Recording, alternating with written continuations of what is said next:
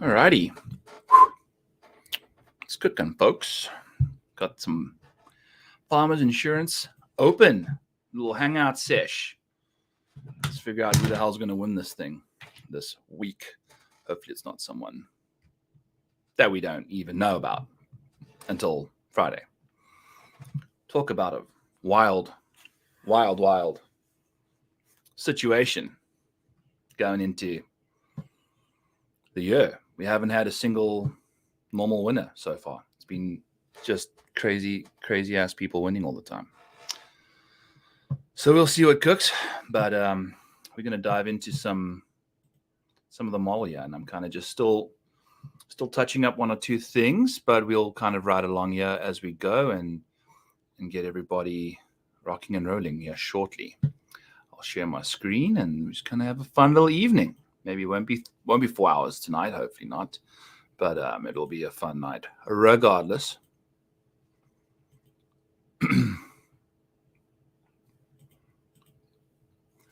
Let's make sure we got the screen showing up here. Nice and we want to share the whole window. Entire screen. There we go. Boom. Also, Josh Allen and the Bills just cannot get out their own way right now, can they? Brutal stuff, huh? Brutal stuff. Is that what we want? Or is this what we want? There we go. All right. Let's dive into it, yeah.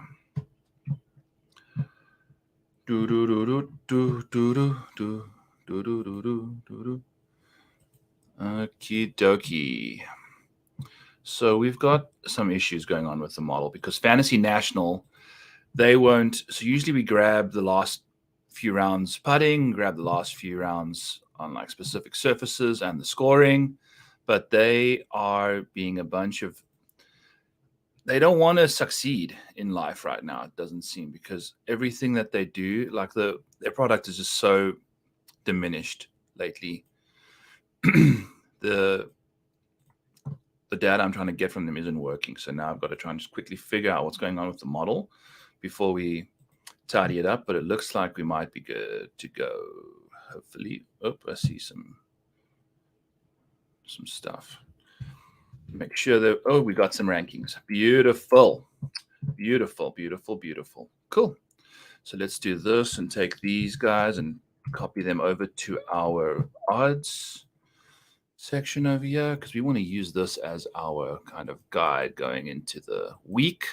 Try and figure out whose odds are going to be what and go from there. We've got to figure out exactly what the settings are going to be. So I haven't done the settings. Let's do the settings for the model. I'm going to do this. I like it like that. Is this better? You guys let me know. I see two of you in the chat here. Make sure you let me know which one you want me in the box or outside the box. Also, I had red lights on here earlier. The red lights just like,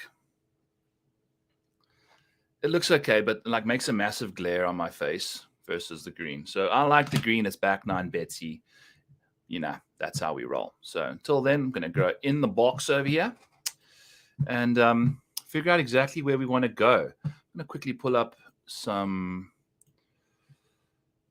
research here for the farmers. Just make sure we got I'm assuming the course history is pretty reflective of what goes on, but just making sure.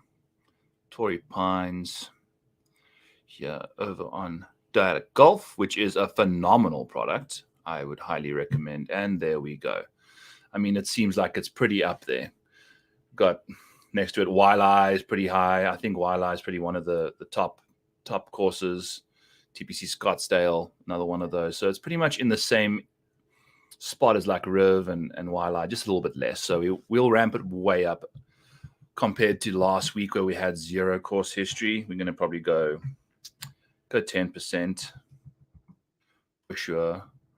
We'll get a little bit of recent form in there to 10% as well. Versus we've had a few more tournaments lately. Let's take a look. So approach play. Let's take a peek at the key stats real quick, so we know what we're doing for Where are the key stats? Here we go. Awesome. Okay. Also, I want to just do this. I want to try and do better with the timestamps. I did pretty solid the last time, so we'll keep that rolling going forward. But I want to timestamp the beginning of the show as well to make sure that we know what we're talking about. Boom, boom, boom. Got those guys in there. We'll have to tidy up the model a touch before we really deep dive some stuff. But look at these timestamps. I've got a little formula for the timestamps now, so that's looking good. Life's good over here for us. So we'll have a good one. Clear this timestamp out, and we're gonna have a nice little day venturing through the world of the farmers. Right off the bat, one of my favorite guys I really want to take a peek at is Minwoo Lee. I really think he's going to be one of my favorites heading into the week. I think this course is perfect for him, and a little bit of a letdown this week, but that's okay. Maybe we get some good odds on him. So we'll see what cooks there and go from there. All right. Sweet. We're going to just remove some comments as well. Make sure that we are all the way down here. Whoops. This is behind the scenes on the model. I know you guys are a fan of the model here, so we're going to dive into it. And I've got actually the vault set up nicely so that it's not as clunky as last week or the last time we did on the Sony. Last week we had no Wi-Fi because we are expecting another ice storm tomorrow. Iowa is just getting beaten up right now with all sorts of freaking, oh my God, you don't want to know what it's like living in Iowa. The Midwest is getting absolutely hammered by snow at the moment, and it's not good. Let's do one or two more things here. Doesn't look like this is working out the best, but it's okay. Andrew Landry at the bottom.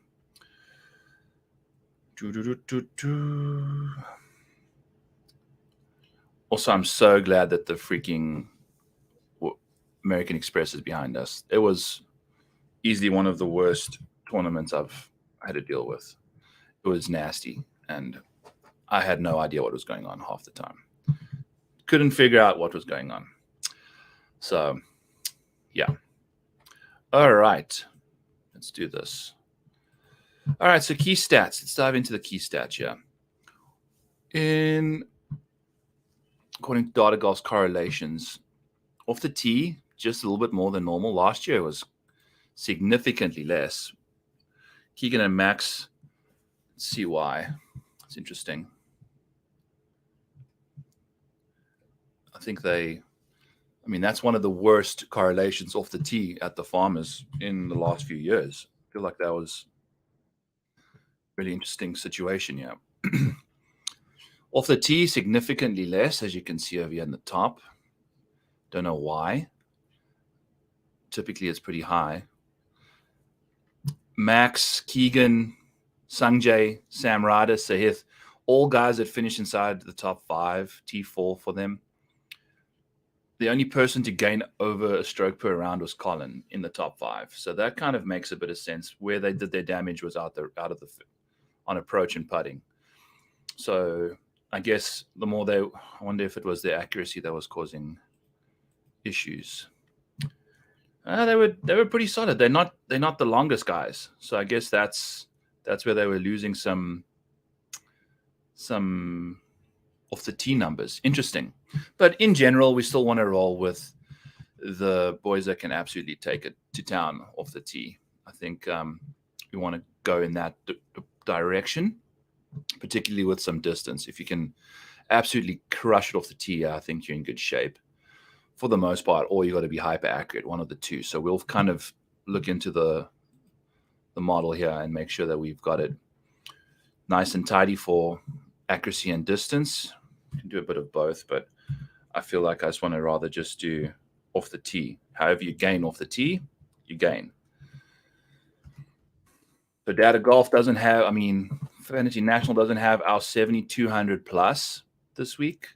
I can't get the values. They're only providing me with ranking, so that's useless to us. So we'll have to figure that out. So key stats, let's go back to this. Approach play, not really as important.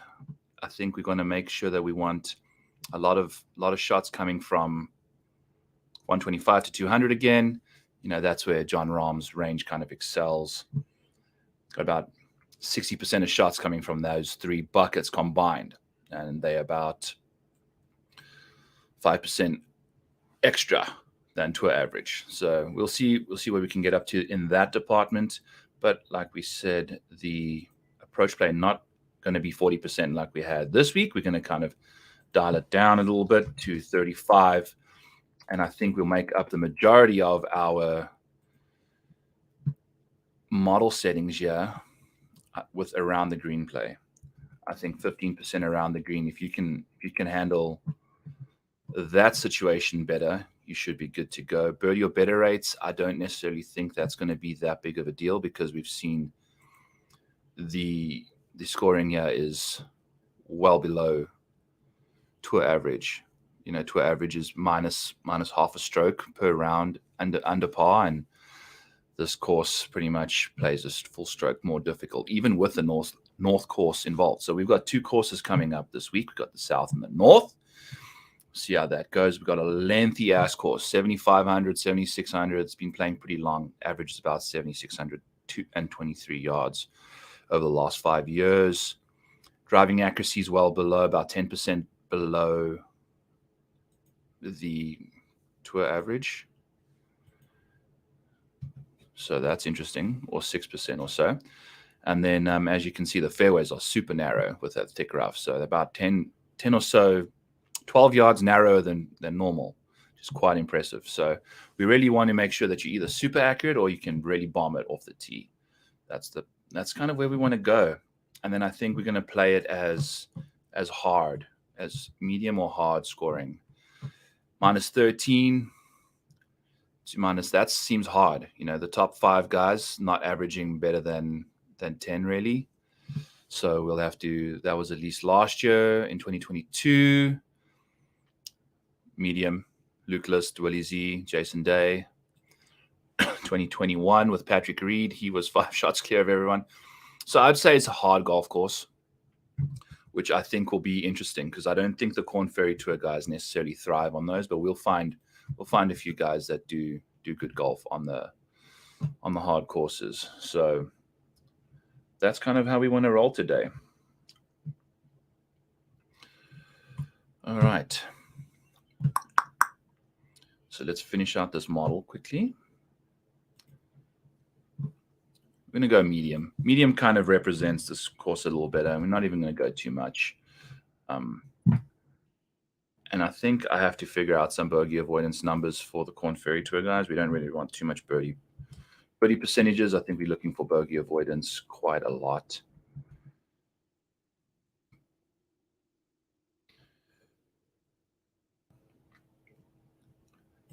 If you take a look at this course, the bogey rate, birdie percentage on this course averages about 17% of the time they're birdieing holes, and then 19% of the time they're making bogey.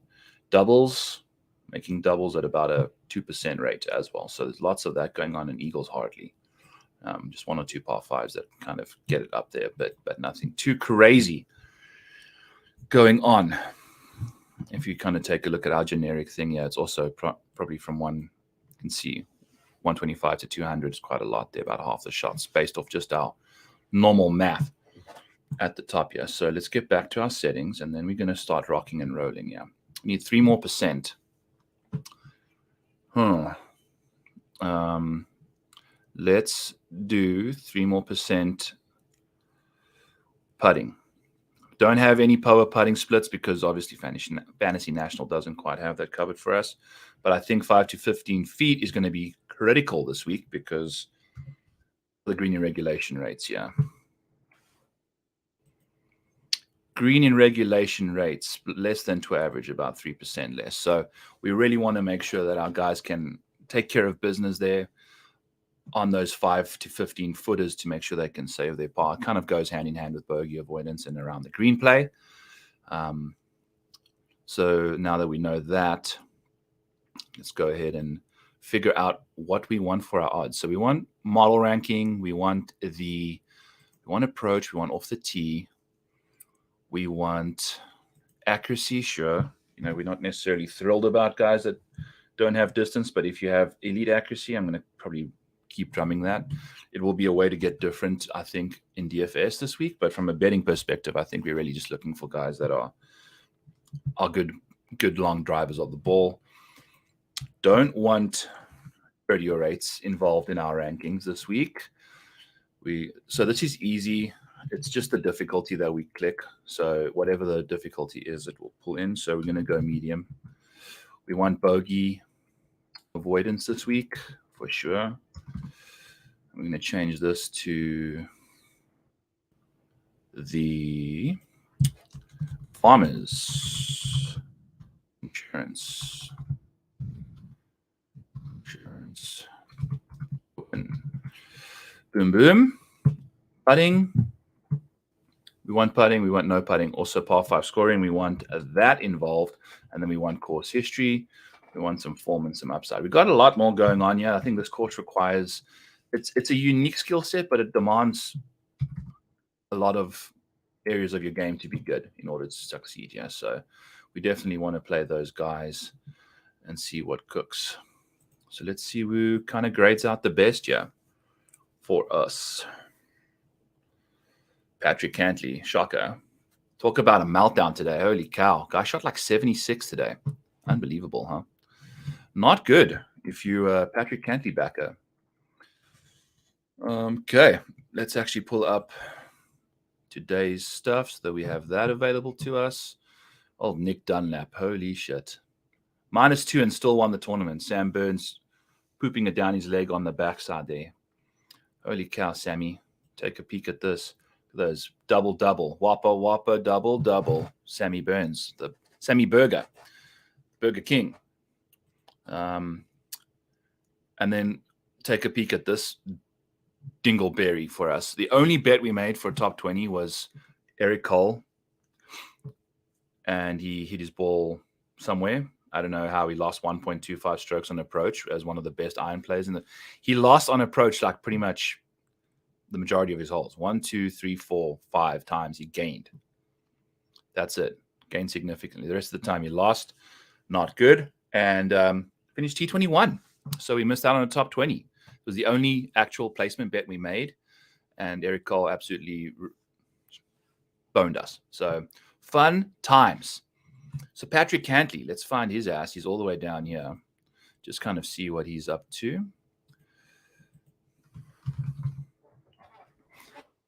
I need to organize my keyboard a bit better. I'm a little uncomfortable. So he did everything wrong today. Not a single area of his game. 1 birdie, 2 doubles, a double, and 3 bogeys. Holy cow, Cantlay. So no dice there. 76, lost 6.7 strokes to the field in 1 round. And that was abysmal. An abysmal offering there. But he was playing pretty solid leading into the week. What was he doing? We can't really tell. We only had 2 rounds of golf on this course. So the strokes gained there aren't going to represent a full sample size. Let's dive into the vulture. Let's see if we can make this look a little tidier.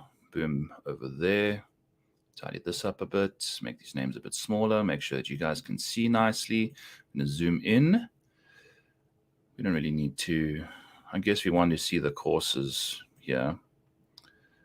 But we'll know.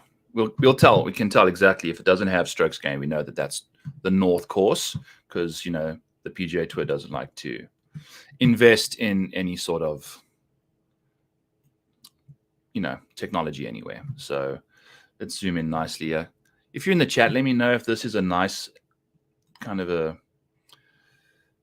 whatchamacallit. I want to make sure that it looks good so you guys can see nicely there. Cool. I like what we're doing here. Let's find Patrick Cantlay.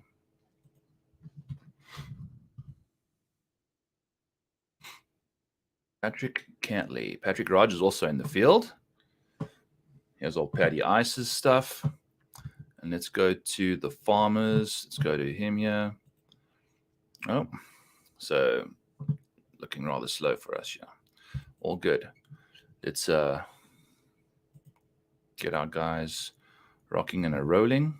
Patrick Cantlay, number 1 across the board. Xander, safety not so dicey, not so good, but upside looking good. So let's talk about Patrick Cantlay at 20 minutes and see what he's. I guess we were talking about him before that. Wow, computer's really slow, even though I've kind of tried to paste everything in there, but it is what it is. We're going to keep on rolling, get out of here, and see what's cooking. So our yellow is course history, and then the black over here should just be the most recent form. But it looks like we've got some seriously. Got to make sure I do one more, 2 things here quickly. I think we've got to make sure the century is green so that we can filter nicely on it. I think we've got some black numbers in there. Yes, we do. And the Sony. All right. What color is this? Let's make it all the same.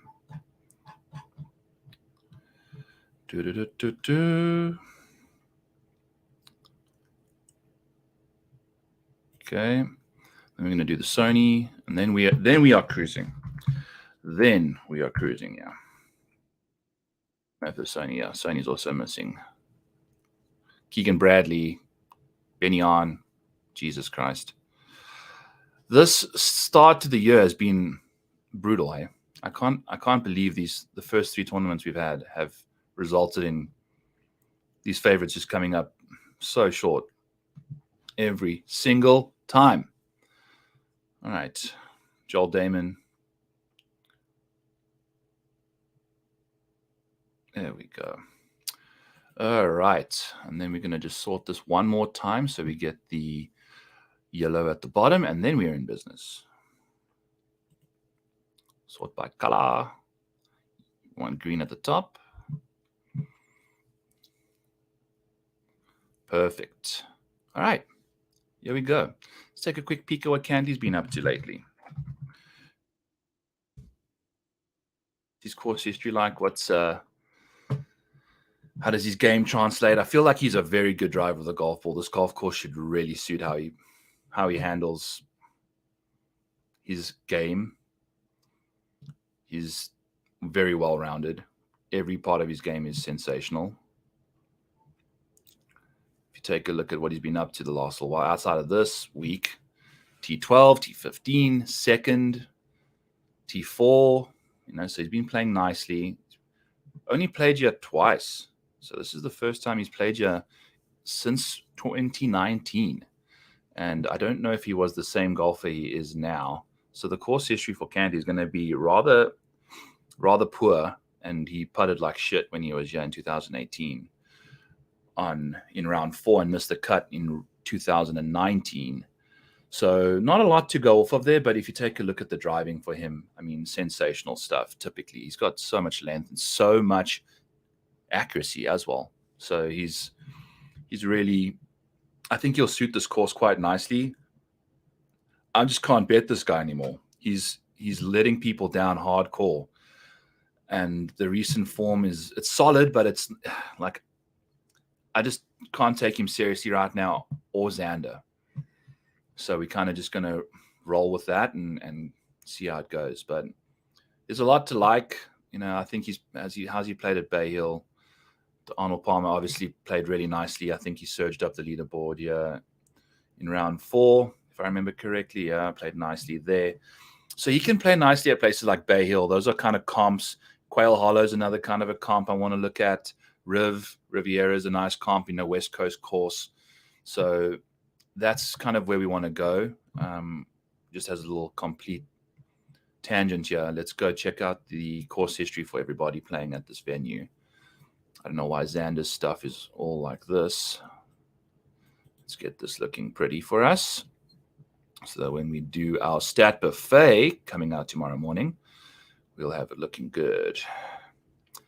Michael Block played here last year, huh? Interesting. And in 2022. He played here in 2022? Interesting stuff, huh? Old Blocky. Missed the cut both times, it looks like. Or, I don't know. Played 4 rounds. Okay. Still doesn't want to...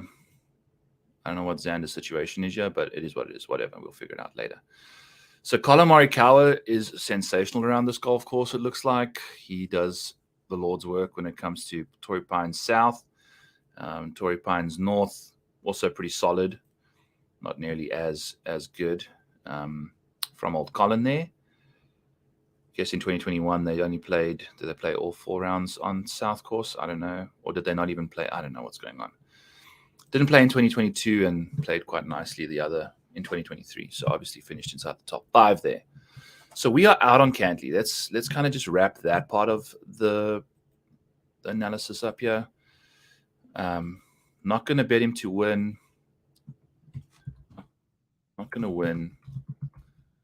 Bet to win, but monitor like a top 20 number. You know, I think if we catch him at a nice clip there, Cantlay has been pretty impressive in the top 20 market. You know, 70% of the time he's finishing inside the top 20. Outside of today, that'll go down a little bit after we get those numbers in there. And the same for Xander. Another backdoor top 5 for Xander had nothing to do with ever contending in that tournament and somehow still showed up inside the top 5 today. So that was interesting there. So Cantlay, we like his course fit here, you know, the bogey avoidance rates, the par 5 scoring, driving ability, all that stuff, phenomenal from old Xander. But I mean, Cantlay, but I don't trust him to win a tournament. You know, I don't think we're going to get odds that are going to be that appealing to us anyway. So we'll have to just leave him alone, I think, going forward.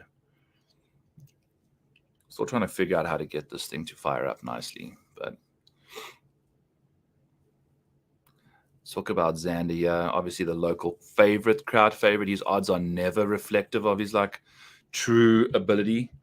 He typically always just lets people down. You know, like, I mean, he was a great DFS play last week, I guess, but I mean, outside of that, it was really, really disappointing. Also, elite top 20 rates. You know, he makes so many cuts inside the top 40, the most in this field. So he'll be a, you know, solid and safe play, but he also just was close to the lead after round 1. Round 2, absolutely crapped the bed and couldn't get it done, and then kind of pretty much eliminate himself from any contention in the field last week, aka today. So we like him at the Genesis T33. If we're looking at Wells Fargo, he obviously finished second there to Wyndham Clark, but also showed like no backbone to try and take him down. Gained 1.5 strokes in the final round, but never ever it was his worst round of the week.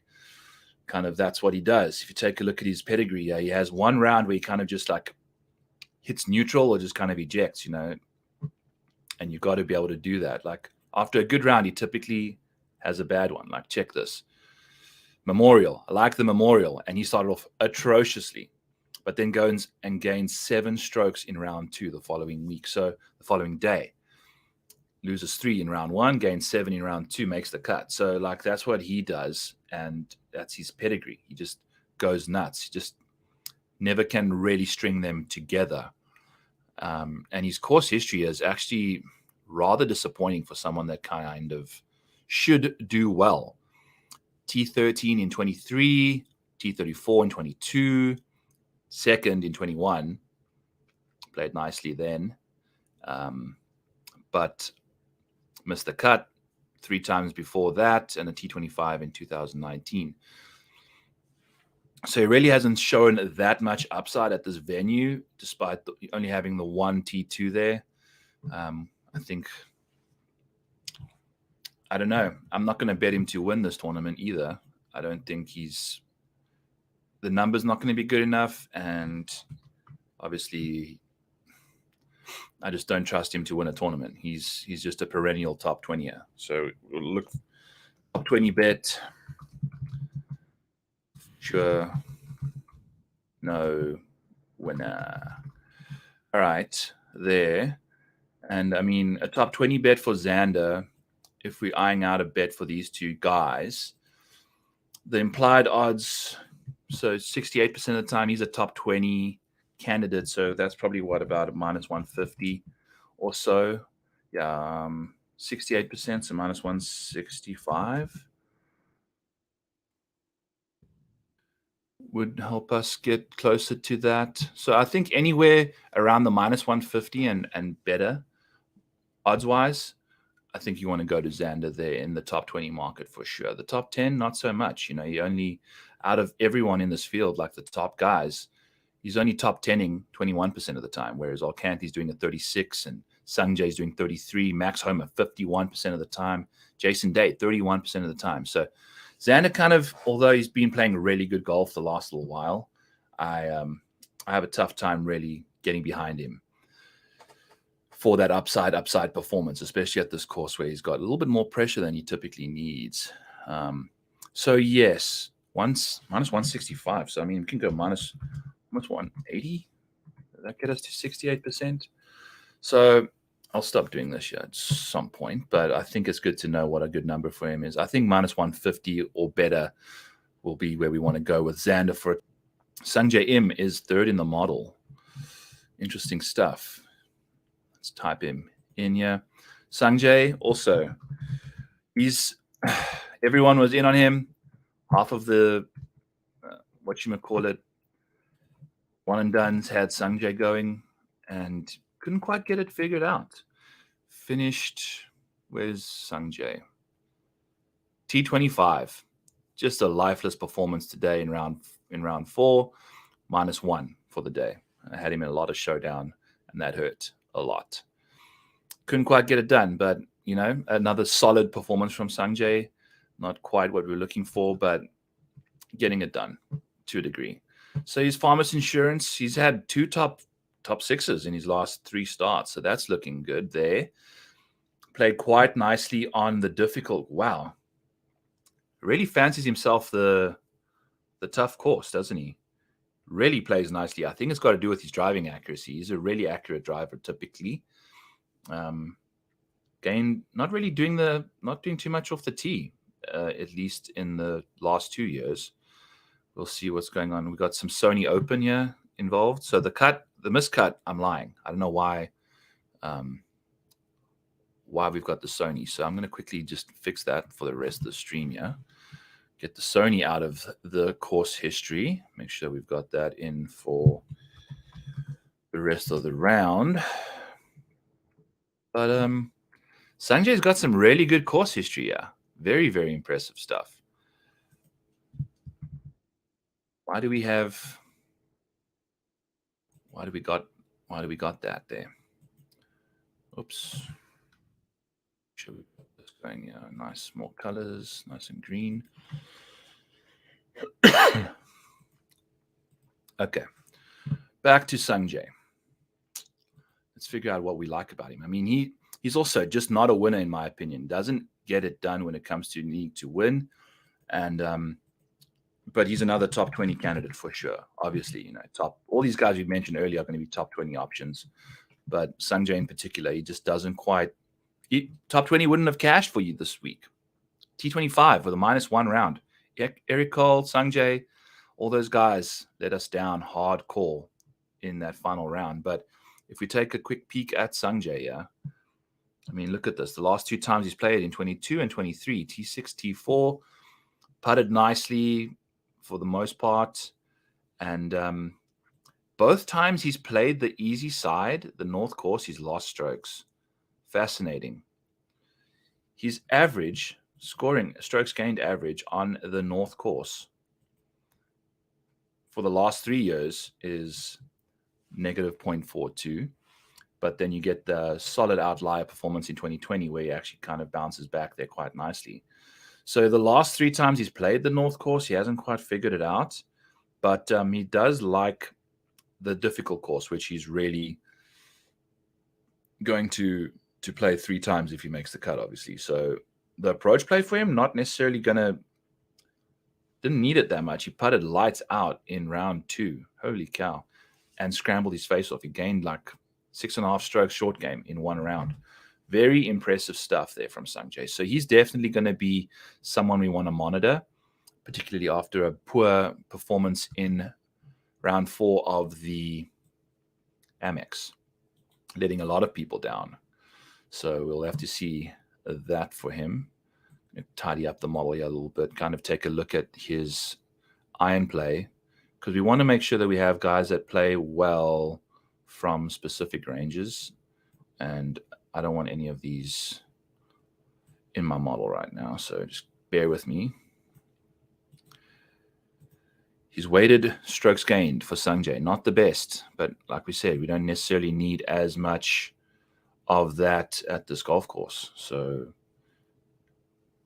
we'll see what he gets up to. But the course history for him, very appealing. I feel like last week there was good course history for Sungjae at the Amex, but you never want to lean on that kind of stuff at an event like that, because it just doesn't indicate as much success as places like this. So I think we can definitely lean into the course history for Sungjae going into the Farmers and go with him there. So we'll talk about Sungjae for the last, who knows how long. But the course, the 150 to 200 hasn't been very good over the last little while at all. That's concerning. So let's go take a quick peek at his data golf stuff. I know we're kind of diving all over the place here, but I think his approach play has got a bit better since the last little while. Most of the approach play is pretty solid, but if we go and check out his actual bucket numbers since January, they haven't. I'll have to speak to them, make sure we can try and maybe get some more recent numbers, maybe like a rolling 3-month period there. But, not the best from 150 to 200 at all, actually. Hits a lot of greens. That's his best attribute of that bucket range, but doesn't hit a lot of good shots whatsoever. So that's concerning. We'll see. We will see. I don't know. What did he get up to today? With his approach play, old Sungbae. Approach play, last on approach again. That was for the 2 rounds he played on the stadium course. So he's going to be leaning on short game, and that's obviously going to be difficult to rely on. You don't want to be leaning on too much short game going into it. So not looking good there, even though he's been playing well. So maybe that's a good fade candidate again, even with the course history. The short game's there, but he's going to have to really lean on that to play some good golf. So recent iron play, very concerning, Sungjae. But the short game, short game. I'm allergic to Sungjae, apparently.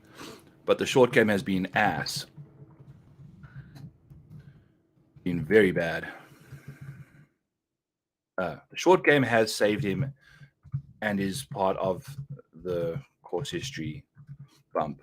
Irons never helped him, or recently. All right, cool. I am taking some notes because I did this the last time and I couldn't remember what I spoke about because I did it for 4 hours and Darbo was bothering me in the comments. So got to go with that. All right, so who's next? Maximus Homa, obviously the defending champ, going into the year. Obviously plays very nicely at these kind of golf courses and has been playing good golf overall. Around the green play and putting, a little bit of a letdown the last 24 rounds. It's hard, this OWGR. I have no idea how recent that is. But old Maxi plays the hard course as well, plays the medium courses okay. Does his thing. Don't want major strokes gained here or good drives gained. But his out of the rough, inside 150, he's pretty solid. Out the rough from 150 and out, he's not. But decent amount of good shots from 150 to 200, which is good. That's good to see. Not necessarily the best wedge player in the world. So, but still gains a lot of strokes with the wedges. So doesn't hit a lot of good shots, but obviously doesn't hit a lot of bad ones then. So that's interesting to see.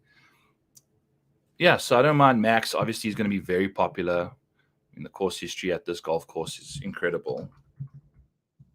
By the way, Justin Thomas is out of the field. He decided he wasn't interested in pursuing FedEx Cup points to make it into the the signature event at Pebble, which makes me wonder that he might have got notification that he is one of the sponsors' invites at that golf course. So Max Homa's course history, obviously won here last year after missing the cut in 2022. Looked like he missed it on the number. Yep, gained 0.35 strokes and still missed the cut. Then a T18 and a T9 in 2021 and 2020, with his first debut appearance in 2017 also being a miscut. But the rest of the recent form is pretty impressive for Maxi. And obviously the putter can really, really take control over this golf course, having gained 0.65 total putting on this course. But what really got him across the finish line last time round was he averaged 2.8 strokes on approach. 2.8 strokes on approach for Max Homa, I think, is one of his best approach weeks he's ever had, and dominated on approach there. So I don't know if we're going to get that kind of a performance again from Max. If we take a look at his recent approach play at the Century, it was okay, gaining about a stroke per round, but a little inconsistent. And then before that, it's just been all over the place, really. Nothing too impressive. Not a lot of rounds since the Wells Fargo Championship or so where he's gained over one. I guess a bit more towards the end of the season, but the iron play definitely not as expected going into the week compared to what he did to win. So the course history will be there for Max. The putting, obviously incredible, but I mean, putted like shit at the Century, putted like shit at the Fortinet, putted like shit at the BMW, basically, the final few days. So his last 10 rounds, he's lost 4 strokes putting. So he hasn't been playing very well with the putter. Interesting stuff. But I mean, on these POA greens, I think old Max will be just fine. Granted, his course history at this golf course, if we even just remove 2017, okay, he's averaging 0.65, so not too bad. But, it's not trending as hard. Like, the signs aren't all there for Max going into the week, so I'm not like overly thrilled to try and get involved with him too much. Putting has been a bit of a concern lately, but oh boy, cannot type. Going to POA greens, expect bounce back. Won last year because of his irons, which was impressive. But I don't know if he's going to be able to repeat that.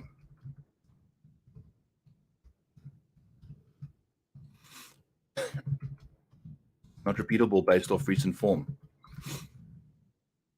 But you never know. He just ups his game kind of all the time, but a little bit of a lackluster situation. We bet Max live at the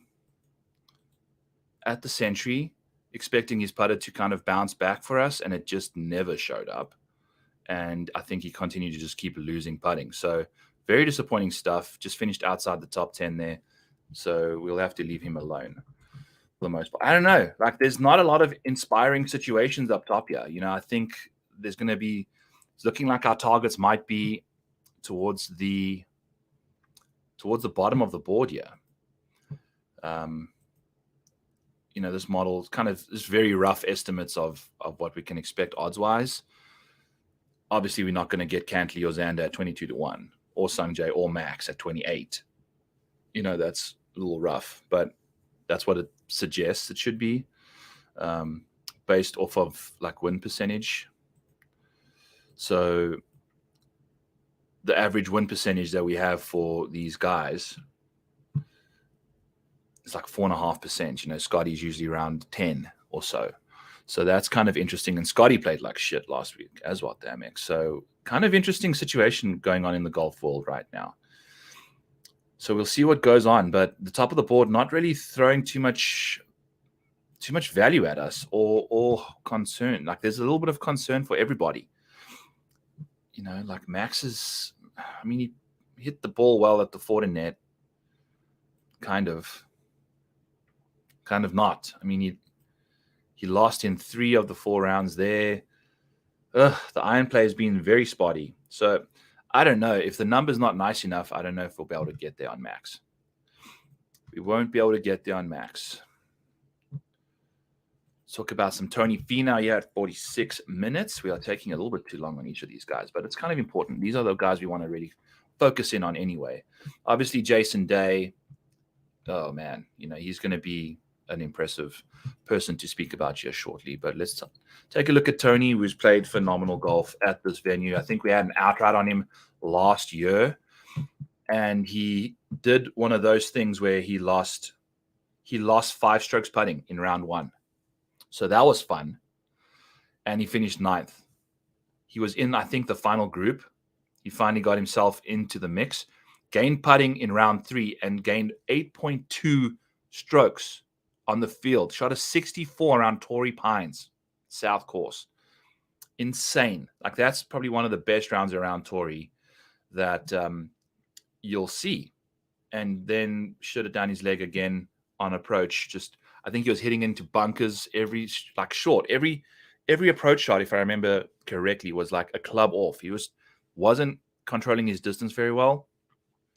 And now we go here where his putting has been, okay, let's just run through some recent finishes here. 4th, 6th, 13th, 6th, 2nd, MC, 9th. So Tony Finau's course history is probably ranks the best, I think, out of everybody here. Course history. Wow, 8th? That doesn't make much sense. Who's got better course history than Tony? Sungjae. Interesting. Max, Will Zalatoris, Keegan Bradley, Jason Day, Xander, and Collin. Interesting stuff. So despite really, I guess, that massive miscut in 2022 where he just played like complete shit, really kind of let him down. But other than that, the upside for Tony Finau is incredible. So we'll have to keep an eye on him. But he can pop at any minute. Like if he gets in contention, he can win a tournament. But I don't know. I think he'll be, of the guys we've obviously mentioned, come in at the better odds. We'll get much better odds on him. But look at the recent performances. Yeah, 38th at the Century. That's out of like 59 people only. BMW Championship, FedEx, all been crap results. The 3M he played nicely at a course where he typically plays well at. So that's good to see. Missed the cut at the Rocket Mortgage where he's won at before. Not a lot of good results from Tony Finau to write home about. But we go to a golf course now that he's got sensational recent form at, with only 1 miscut and his worst finish being T13. So, an interesting conundrum to deal with there. The approach play recently, no dice. It's been very poor, losing strokes over the last 11 rounds. The driver has also it's been like everything. And the putting and around the green play has been shit. Like short game, in the last 13 rounds, he's losing a total of 17.5 strokes. So, what did he get up? He finished solid at a course where he's played well at before.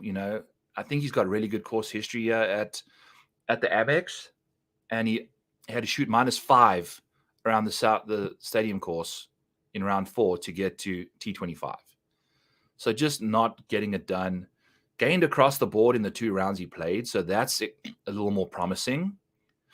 But the putting obviously not showing up for big tone. So that's this is going to be very number dependent. I think if we catch like a 30-something on Tony, we might go at him there. I don't know. I don't know what to do with him because the course history is riding home hard, but the recent form is very, very disappointing.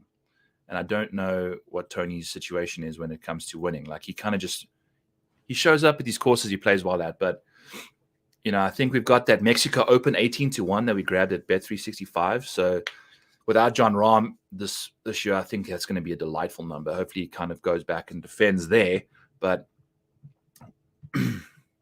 what's his situation been like? Top 20 rates for Tony Finau, 34%. So it's not good. There's not a lot to like. Not a lot of recent stuff to like. But holy cow, is he a horse for the course? Assuming he'll be in Joe Neiste's horse for the course article for sure.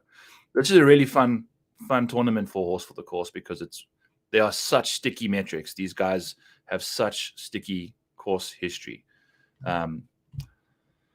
So horse for the course, of course. All right. And this is not the comp. This is the North course. North. And this is South history. All right. So, yeah, I don't even know if we're going to bet Tony. I don't know if we're even going to go to him at any sort of capacity. Like the course history is nice, but the rest of the game is rather lacking, if you ask me. So just kind of like our Excel model here, not responding. Neither has Tony Finau. So that's going to be a really interesting situation to kind of monitor. Let's dive into Jason Day. He's 7th in the model for safety, 6th for upside. He's obviously got great course history and does his thing.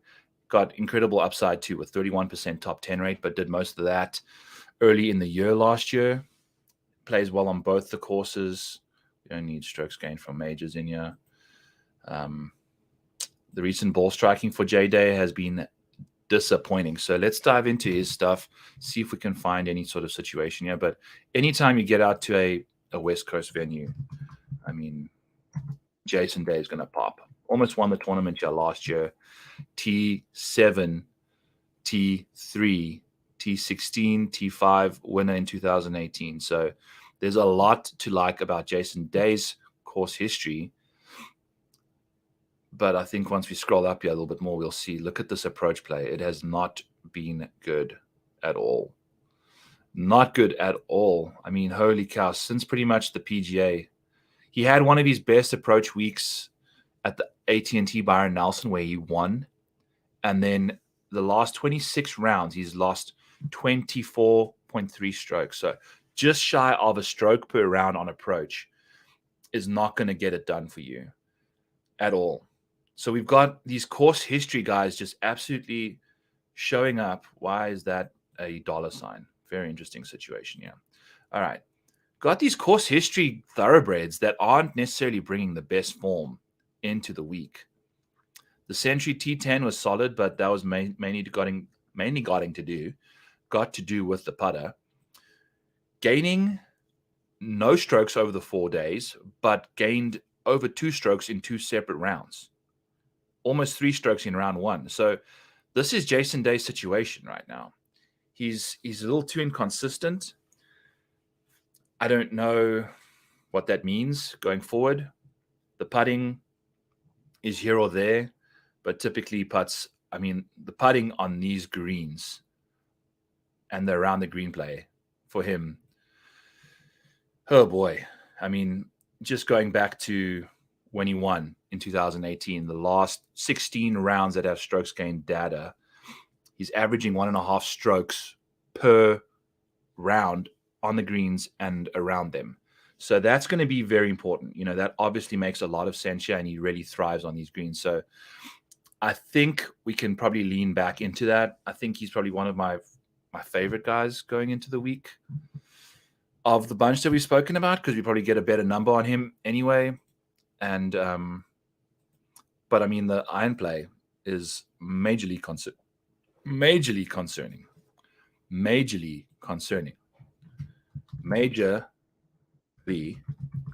iron play for Gay Day. But his course history is really impressive here at this venue, particularly around the greens and putting. So if you think, I mean, that's basically like Sungjae. He's basically like Sungjae right now, because neither are hitting the ball well entering the week. It's going to be really interesting, I think, in DFS to fade some of these guys that have good course history. Oh, Adam Svensson just randomly showing up in the model. Wonder what kind of, not course history doing it for him at all. Definitely got to do with the recent ball striking. Holy cow, Sven. Guy's balling out. So does a lot of his good work there. And if you take a look at Svensson's splits, pretty solid on strokes gained from 150 to 200. And then out of the rough as well, pretty solid stuff in both departments. So that's good to see. Going to get these major metrics out of here and these things. So what Svensson's like short game out of the rough? Oh, that makes a lot. This is Jason Day. Look how good he is out of the rough when he's scrambling. Svensson's best scrambling ability is out of the sand. Not necessarily the best out of thick cabbage around the greens, which we'll see a lot of this week. And then go from there. Don't even look at the Bermuda stuff because that's all wrong. I'm not going to even look at that right now. So take a peek at Svensson. Byron over here. We've spoken about him for probably the last few minutes here at 56. Adam Svensson. I mean, this guy, no course history, so that might be something to kind of investigate. And I mean, the recent form seems like he's just going bananas right now. Yeah, the iron play has been stellar. Very impressive stuff since the RSM, pretty much. Finished 5th at the RSM. I know Spencer had a top 20 riding on him at the Sony, and he absolutely cluster fucked up the final hole for a double bogey on a par 5. So that's not good. But if you take a quick look at the last 10 rounds of approach play, let's call it the last 11 rounds, he's averaging 0.85 on approach. And if you make it the last 14 rounds, it's still the same. So, I mean, wow, he's playing good golf on approach right now. And the off the tee stuff is pretty solid too. Looks like, he's pretty accurate off the tee. So that could be his way to get about this golf course. Never played well here, though. His 2019 Farmers was the best finish he had as a T35. 79th in 2022. So that was a big cut that a lot of guys made through. He probably finished last there. Lost a casual. Jeez, dude. Lost himself a casual 613 strokes over the weekend in 2022, and then missed the cut here in 2023. Yeah. 13 and a half strokes lost in the 2020. Yay. That is very bad. So, yeah, we'll have to figure out what he's getting up to there, but not good. Anyway, okay. So no course history. Played really nicely at the south side of the courses there, and lost a lot of his strokes on the north side in 2023. So that's not good. I don't know what to tell you there. Also, what I want to quickly investigate and just do a quick random thing. I want to see what the winner of this tournament did on the North course. So I feel like you got to really dominate that course to really get low under par to kind of survive the difficult side. Let's figure out the finish. We're going to only have to go with number unos and really take a quick peek at what the stats look like for these guys that won this thing. In 2023, Max only 1.73 strokes on the North course. Didn't have to dominate that at all. When Luke List won, when he played the North course, he gained 0.44. So not much at all going on there. Justin Rose, when he played the North course, dominated. Had one of his best rounds of the week.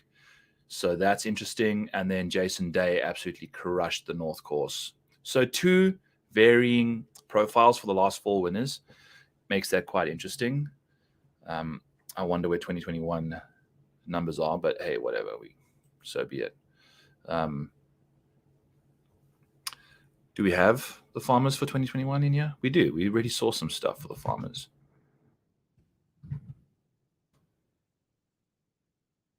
So yeah, it doesn't really matter which course you play well on. You just got to play well everywhere, I guess, to kind of get it. Yeah, we've got 2021. So wherever the missing 2021 player is, got all the way to interesting. Got like all the way to 2017. So I don't know why that's not pulling up. 2021. We're missing the leader. Where is the winner for 2021? Patrick Reed. Oh, he's not in the field, so it's not gonna be in my. I've filtered on just people playing this week. Okay, there we go. Figuring our stuff out. So Jason Day, interesting. Adam Svensson. Irons, right? Approach play is firing, and the driver also. Very interesting. Interesting to see what number we get because of poor course history. Poor course history is going to be really interesting to monitor because he hasn't played well yet at all, and the short game is probably going to hurt him a lot. But I mean, he's playing great golf, and that's promising, so maybe that's an angle we can maybe find some value on for Svensson. Collin Morikawa. He might be also one of the first few guys we try and go to. I mean, the course history here for him is just sensational, isn't it? Let's take a look at him. At 103, let's talk about some Collin Morikawa. So that's going to be 63 minutes. We are cracking the first hour here on the stream, folks. I haven't seen a single comment. I don't know if I'm not seeing them or if you guys are just hanging out, just watching. But if someone's in there, let me know, man. Send me some motivation. This is a hangout session. I'm not trying to be speaking about golfers the whole time. It'll be nice to chat to you guys a little bit too. Keeps me awake because we got some names to get through. Yeah. Collin Morikawa, where art thou?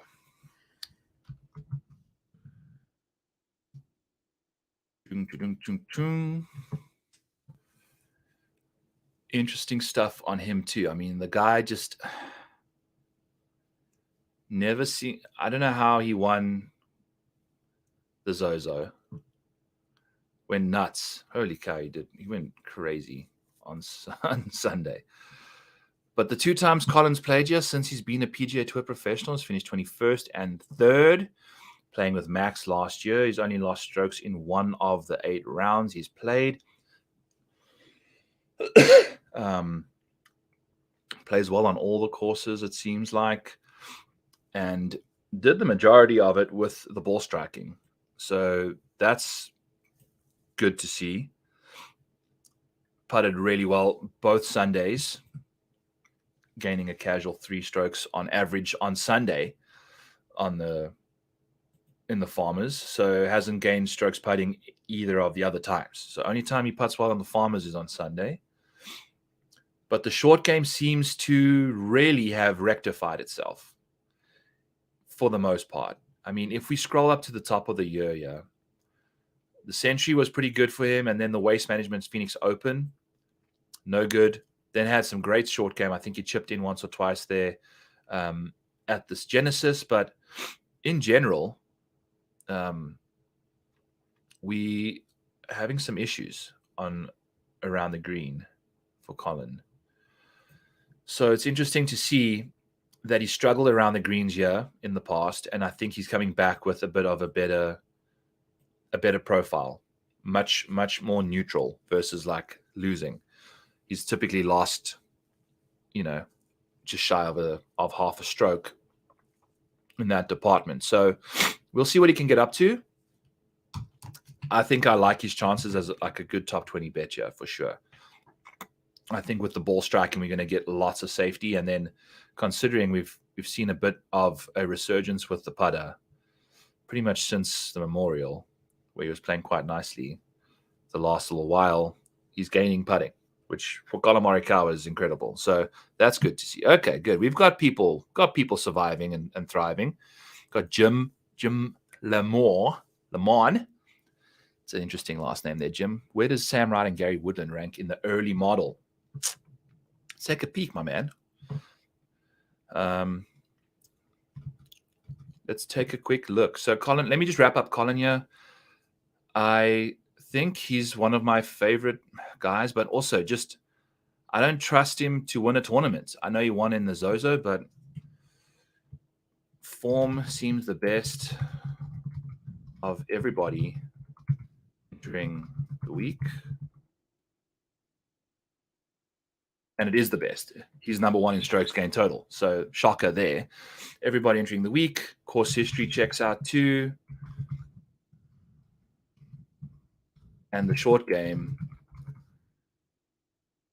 overall seems much improved, which has held him back in the past. So out of everyone we've really spoken about so far, I'm kind of liking Collin the most. And we're going to make him yellow. All right. So Gary Woodland. Interesting situation here for Gary Woodland, Jim, because obviously after having a brain situation, I mean, the recent form, the safety, solid stuff. The upside rank, which includes a bit more like recent strokes gained, is going to give you a problem. The recent form for Gary Woodland's 54th in total strokes gained the last little while, despite the ball striking being really good. But also the majority of those 20 of those rounds were done with a brain aneurysm. So that's not good. But let's dive into his granular stuff. I think typically he'll make a lot of sense at this course with his exceptional distance off the tee and his short. I mean, look at these numbers on approach from 150 to 200. Just scintillating stuff. So also out of the rough, he's so strong and powerful. I really like his chances here. And then if you take a look at his par 5 scoring, what's his par 5 scoring like?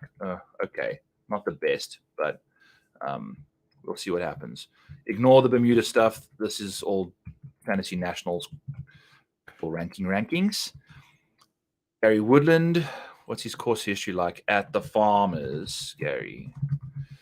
Kind of think he'll be an interesting person to monitor. I mean, we could get a really nice number on him too and talk about a nice comeback story, but he's played well, yeah. It makes a lot of sense. His game makes sense to play well at a course like this where he can overpower it a bit. Looks like the last time he ever played was in 2020. Before that, he missed the cut in 2020. I'm lying. We got some lagging going on here. So the Farmers, let's get Jim's comment out the way so we can have a bit more screen here. All right, so T62, the putting let him, like the short game in last year's Farmers was atrocious, so that was not good. 39th in 22, 48th in 21, missed the cut in 20, and then back when he was more like Gary of old, had a top 20 and a top 12 and a T9 from 2017 to 2019. Dominated off the tee. Absolutely dominated off the tee. In that stint, the guy was just shy of a stroke per round off the tee, 0.9. So that was good to see. And then the approach play as well over that stint was also 0.9. So almost 2 strokes ball striking per round when he was playing at this venue. And then the putting letting him down significantly. And it seems like it always has been the case recently as well. Didn't particularly putt that bad at the Sony in his first return to golf since the Wyndham after brain surgery, and the approach play was pretty nice in round one. The off the tee stuff not going to really thrive at a place like Waialae where he hit 43% of the fairways, so with the distance all the way down to 291. So I wonder why, I wonder how. So in the 2023 Sony, he had more distance a bit. I wonder if his distance is kind of diminished, since the surgery. I don't know.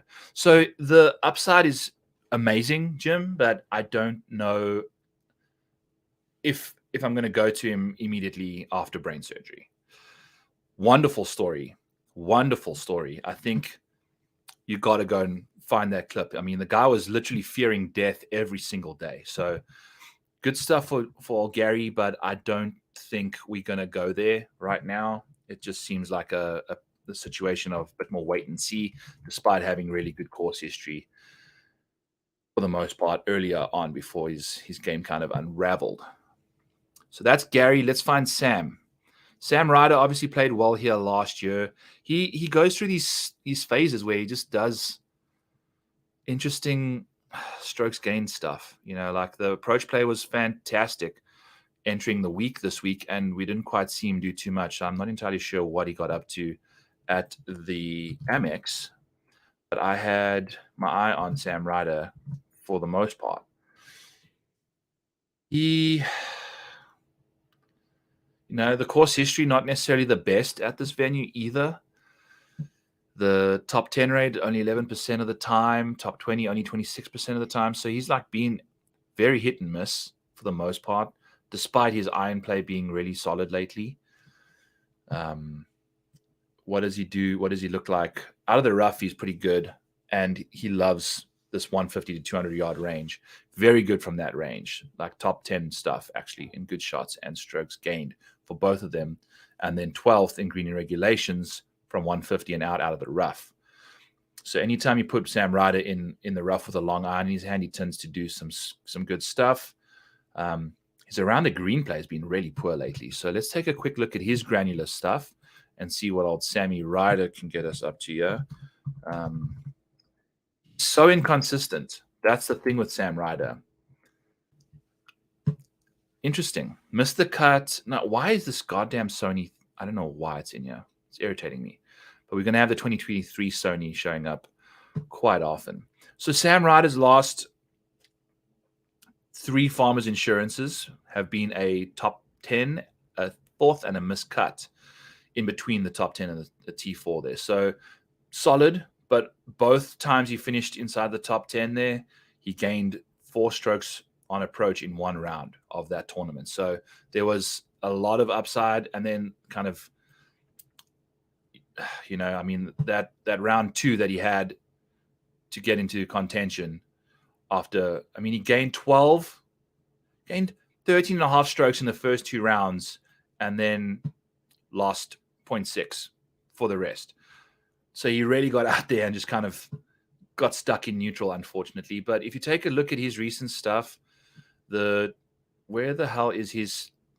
Did he play at the Sony? No, I don't think he hasn't played yet this year outside of this week. So maybe his first week back. Sam Ryder, 62nd. Jesus. Lost 2 strokes putting today. Solid double there on 13. Lost 2.65 strokes on approach on one hole. But again, look at these spike good shots where he gains over half a stroke on a random good approach shot, but in general just couldn't make a putt. It seemed couldn't make a single birdie putt until he knocked one stiff, I guess, on 7. So not very good from Sam Ryder in round 4, shooting a 74 with the double there on 13. So not good at all. But prior to that, I guess he was 14 under par, which is still about halfway to winning this thing. So not very good. Yeah, 13th was a water ball, lots of penalty strokes. So we'll have to see. Interesting. You know, he makes a lot of sense for this course because of his, you know, the iron play is just sensational from 150 to 200. So we'll see what cooks. Darbo, you can lose strokes gained putting if you chip in. Yeah, that's interesting. Send the example, buddy. I want it. I think you've mentioned this a few times. But Sam Ryder. So love the irons. We also, I mean, the irons have been going. You know, like at the RSM, he gained over a stroke per round there, and prior to that, he was getting like scorched earth. I mean, since the 3M, basically after the 3M, he's had some really, really impressive iron play. The last 27 rounds, he's averaging a stroke per round with irons for Sam Ryder, which isn't going to really, you know, that can help him here. We've seen it. He has these rounds where he just goes nuts. So we'll have to see what he can get up to, but the consistency is just not there. And the putting has been a massive concern. You know, the putting has been a big problem for him for the most part the last little while. I mean, it comes and goes. Like he to gain so many putting and then to lose so many putting within a few weeks of each other, it just doesn't make sense for me. It's very frustrating. Like he's lost strokes putting in the last 10 rounds or so. The last 13 rounds he's lost putting, but he's also in those rounds had 3 strokes performances where he's gained over 3 strokes putting in a round. So for someone that can putt that well, I guess it's a few long bombs that maybe go in. I'm not entirely sure if it's just 6-footer after 10-footer just sinking it in, but it'll be interesting to see. You know, the approach play is going to be there. The driver has been a concern. I mean, since the Sandersons, his driver has lost him as 0.4 strokes per round. So we'll have to see what's going on there. It's not going to help the fact that he's not very long either. When he played nicely here, you know, the driver was neutral, and we haven't seen that from him for a while. So it'll be interesting to see. I love his upside, but I don't know if I trust him as a safe play. Hayden Springer, round 1 on Data Golf. Sure thing, Darbo. Let's see what's going on here with Hayden Springer. He missed the cut after being like in contention. Shot a 64 in round 1 and then missed the cut. So, what did you say? Round 1, Hayden Springer, hole 8. Yes, check that. Gained 0.18 strokes around the greens and lost 0.05 putting. And then the same thing happened on round 1 in hole 7. He gained 0.085. Gained 0.85 around the greens and lost 0.0104, despite making a birdie still on the 7th hole. So interesting stuff. It doesn't make any sense, does it? So that's how they are. Yeah, he chipped in. So a chip in on hole 7 must have been from really close then, right? Because to only gain 0.85 and not a full stroke is interesting. Must have been from a close range, right? So, yeah. It's really weird, dude.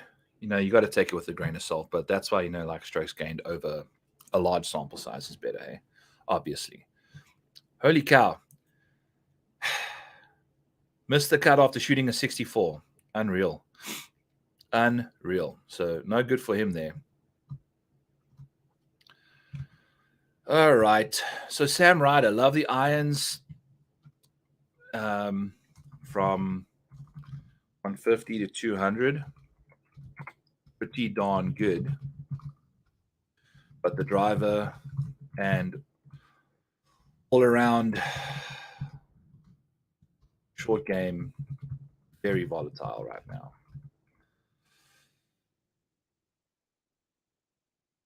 Oh, okay. That's what I kind of thought, Jim. Jim Lemoyne. Oh, Jesus. Lemoyne. Des Moines. I love how you tell me how to say it and I still mess it up. But yeah. Jim Lemoyne. All right, bud. Thank you, man. I know people get my last name, Linda Q, kind of out of whack a few times because it seems weird and it doesn't sound much, doesn't make a lot of sense to read properly, but Linda Q is how you say it because it's spelled just that way. All right, let's get into Taylor Moore and figure out what his situation is. He's popping pretty hard here for upside, so he must have played some decent golf recently because that's how that upside gets you in here, even though it's not quite there. So we'll have to kind of take a peek at Taylor Moore and see what his situation is. Here, a casual 81 minutes into the show. Did we do Sam Ryder's timestamp? I don't think we did. We just did Gary Woodland, and that was it. So let's do that real quick so we make sure that we get everybody's timestamps are kind of important for these, for the podcast that I kind of upload afterwards, because I don't want people listening to this whole 4-hour thing. You're just going to be able to pull up golfers you want to listen to and find them in the timestamp. But yeah, we are really struggling here with the speed of my computer. I really need a better one. So maybe if we hit an outright, I'll get a better hard drive or something. How long do we speak about Sam Ryder for? Probably when.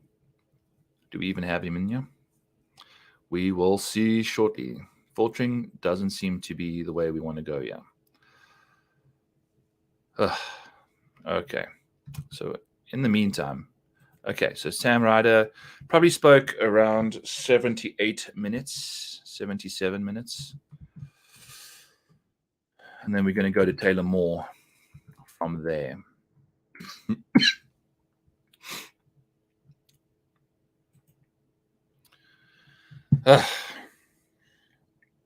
It's been going fine. We'll just take a little quick time out here while Excel's not responding. Hopefully it'll get its figured out here.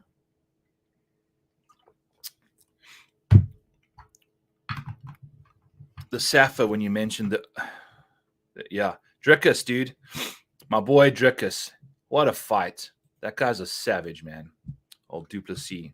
Drickus Duplessis. Why are we typing in Duplessis? We're looking for Taylor Moore, yeah. Moore, Taylor. All right. So what is his deal? Why is he popping so hard for us? Solid course history, T11 and a miscut. So played quite nicely. Popped pretty hard on the North course. Gained 5 strokes there and 3 strokes in round 4. So that's interesting. What about his game do we like? The driver seemed to be much better at the Century. Played nicely there off the tee. But prior to that, it has been atrocious. I mean, the guy has been all over the place with the driver.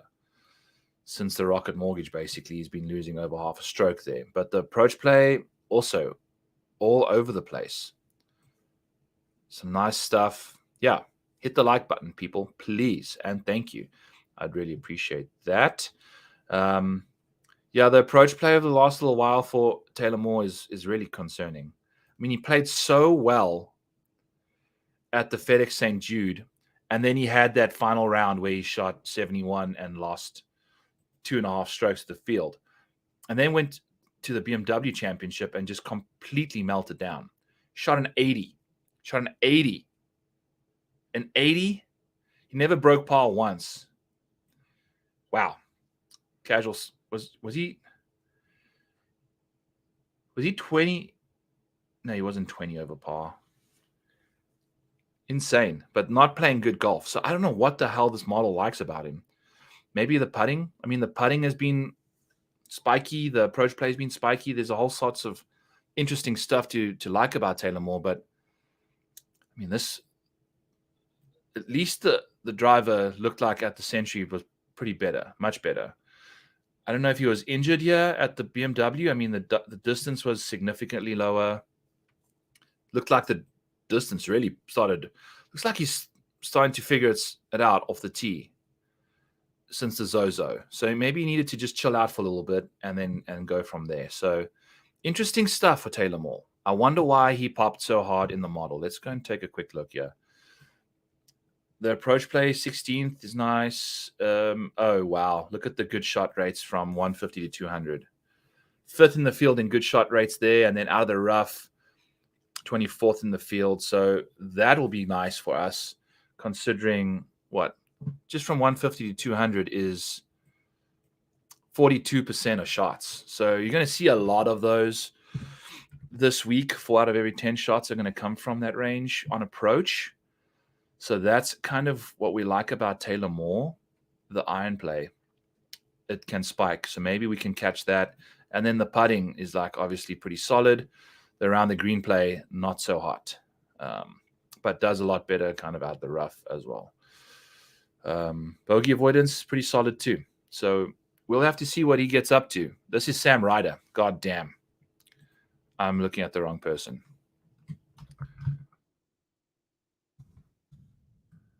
Jesus. You guys just letting me speak about Sam Ryder while we're thinking I'm looking at Taylor Moore. But the same situation again, kind of. His good shot rate from 150 to 200 is really impressive. He hits a lot of good shots from 150 to 200, 18th in the field, and then strokes gained from 200 plus, so the longer irons, also pretty darn good. You don't want to necessarily deal with him closer to the hole. It seems like the longer courses are his jam. But his strokes gained from 150 to 200 is 130th in the field. It's very, very interesting. So what you multitasking with there, Darbo? But Taylor Moore, bogey avoidance, 5th in the field, solid stuff. Very good putting from 5 to 15 feet. So we'll like to see that. He's a good putter. Despite nothing really popping recently. So on that baseline, interesting stuff. Interesting stuff for Taylor Moore. Tons of upside.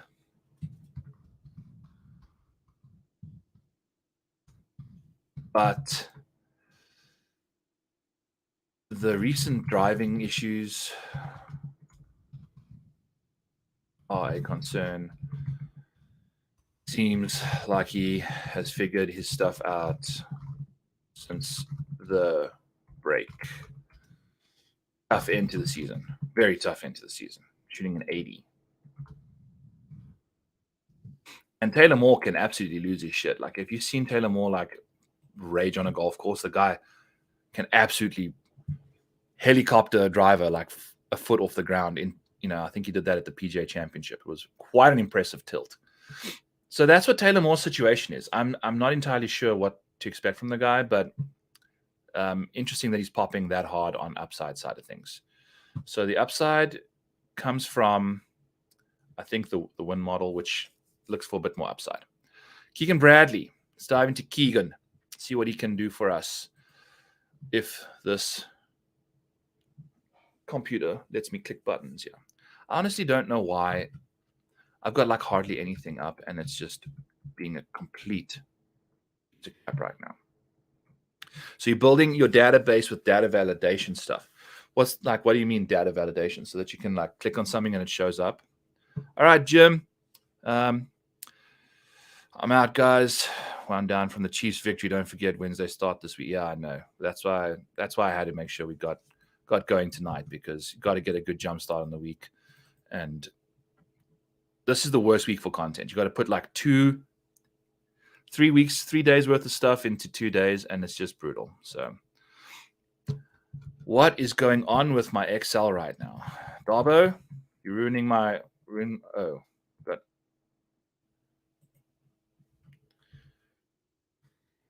I don't know what's going on. There we go. Okay. Easy. Can't save. There was a problem. Auto saving. Why? Thanks for tuning in, Jim. All right. At least we can click some buttons. Yeah. Let's make sure we save this. Don't want to lose those timestamps. In the meantime, let's find some Keegan Bradley love. Yeah. If This will let us do that. Holy cow. There we go. Okay. Keegan, look at this computer of mine. Keegan Bradley, man. It's him and I have a weird relationship because I've been on Keegan Bradley the 2 times that he's finished runner-up to Max Homa. And then when I've been on Max Homa, he's finished runner-up to Jon Rahm. So, like, I can just not figure out those 2 at all. And that's why I kind of am not even in the mood to deal with Max this week. I can never figure him out at all. Try to do the thing that my man DB from the Tour Junkies. I'm just going to restart this thing because it's... Look at this. What a mess. What a complete mess. Ugh. Why can't you save? Just save. Please. Holy cow.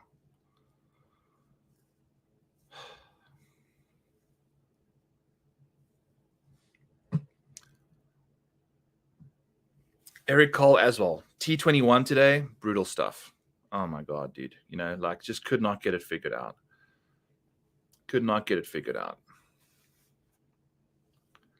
We're expecting an ice storm this week as well here in Iowa. So the joys of just... No, it's not like when I'm streaming, dude. It will do this sometimes, like when it was doing it before I even got on, you know, like sometimes just the file, just like if there's updates that happen in the background of the computer and stuff, it just doesn't want to work. So I'm scared to close this out because I don't know what has been saved and what hasn't. And I don't want to lose these timestamps.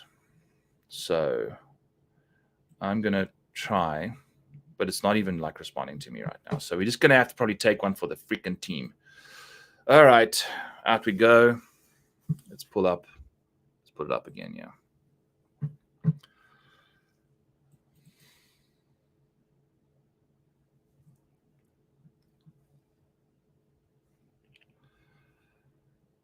My boy Bezzy almost won that thing today. So Drickus and Bezzy, the Safa's coming through, Darbo. Safa's coming through hard and heavy, man. Very impressive. Very, very excited for them. Very, very excited for them. Okay, here we go. Okay, Taylor Moore's timestamps in there. That's good. Good to see. And then we're going to open up the vault as well.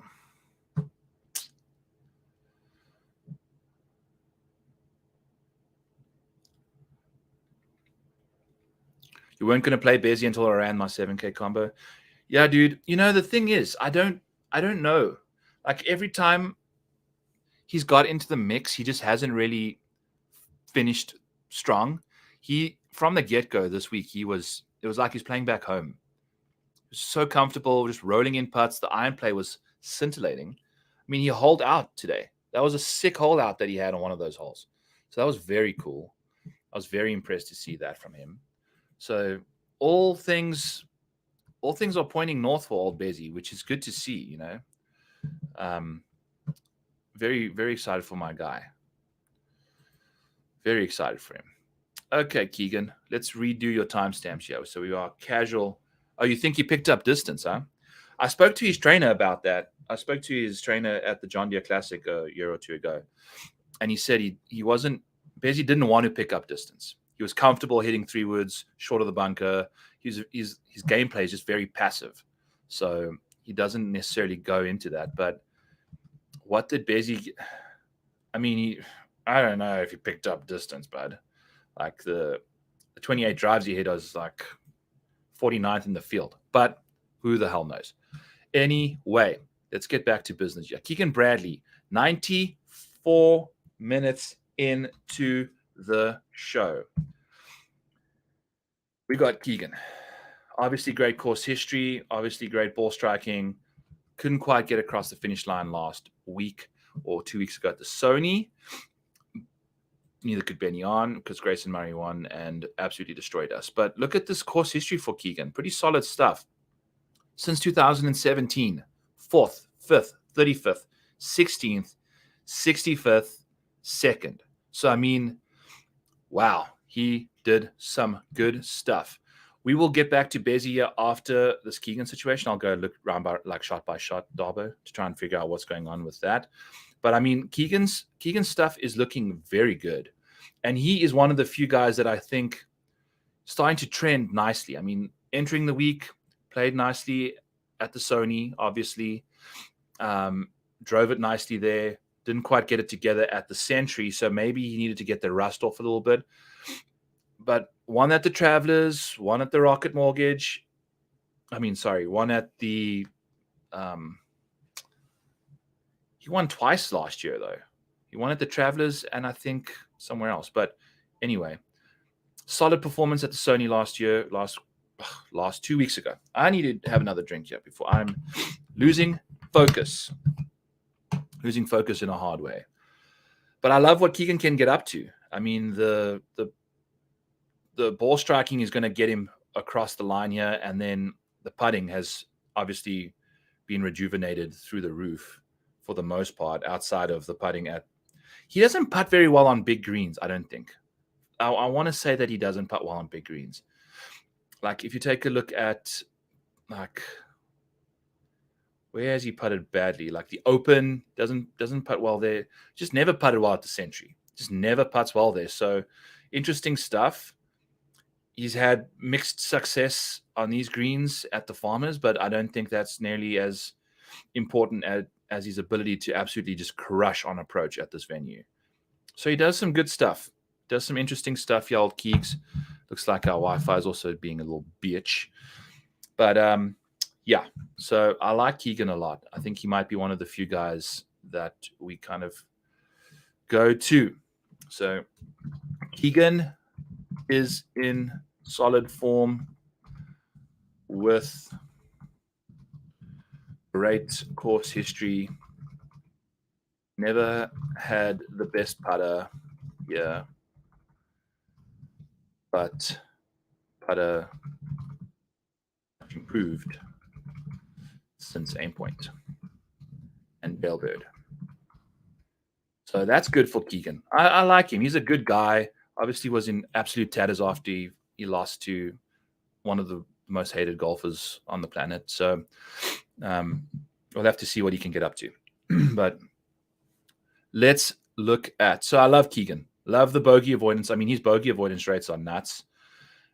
14th in the field in bogey avoidance. Solid par 5 scorer. You take a look at his,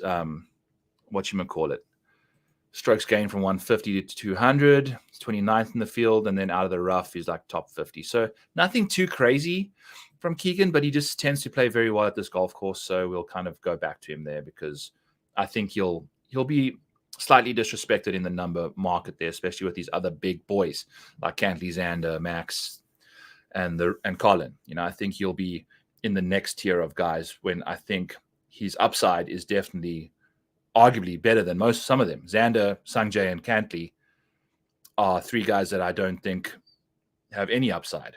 So Bezie's longest drive today was 338 yards. Interesting, but what did he actually like? I guess there was a lot of irons and things like that, but yeah, I mean, that hole, dude, he played that hole so well. That's, you know, maybe he needs to do this more. Crush drive at 338 and then just hole out from the fairway. Gain 1.65 strokes on the field. But, you know, like, this is the kind of stuff that bothers me with Bezie, is neither of the 2 par 5s he capitalized on the back 9 down the stretch, despite the freaking hole out. I mean, that was insane. It was utterly insane to see. So give me 2 seconds. Let me just blow my nose.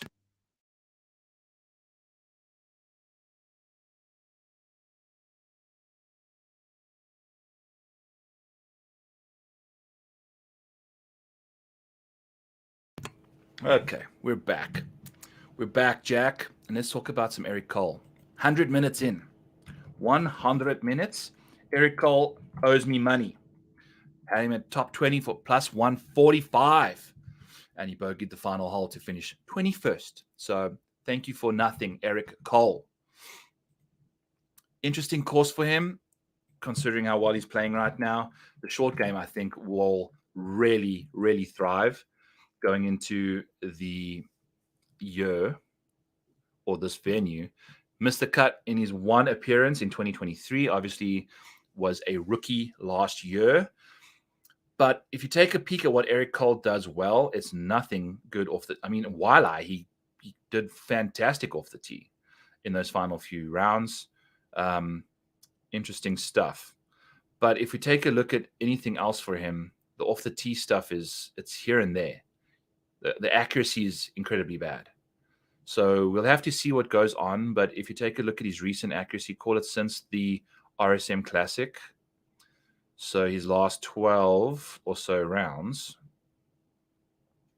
Eric Cole is hitting 66% of his fairways. So, I mean, there's a century involved in there too, but even with the century, he only hit 53 and 47% of his fairways at Kapalua.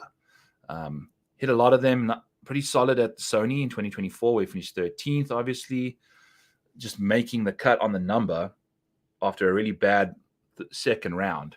So we'll have to see what he can get up. And yeah, busy stuff, man. It's I don't know. We'll see. But Eric Cole, if you take a look at what his putting does, it's just been great. It's really been solid. Went through a bit of a rough stretch there towards, the middle of the fall swing, but has really come back firing on the greens since the RSM and the Century, and then a little bit at the Sony. Not too crazy. What did he get up to? Eric Cole, man. God damn. So he lost on approach for the 2 rounds he played on that course. Dialed in around the greens, couldn't quite putt. So that's his thing. I don't know.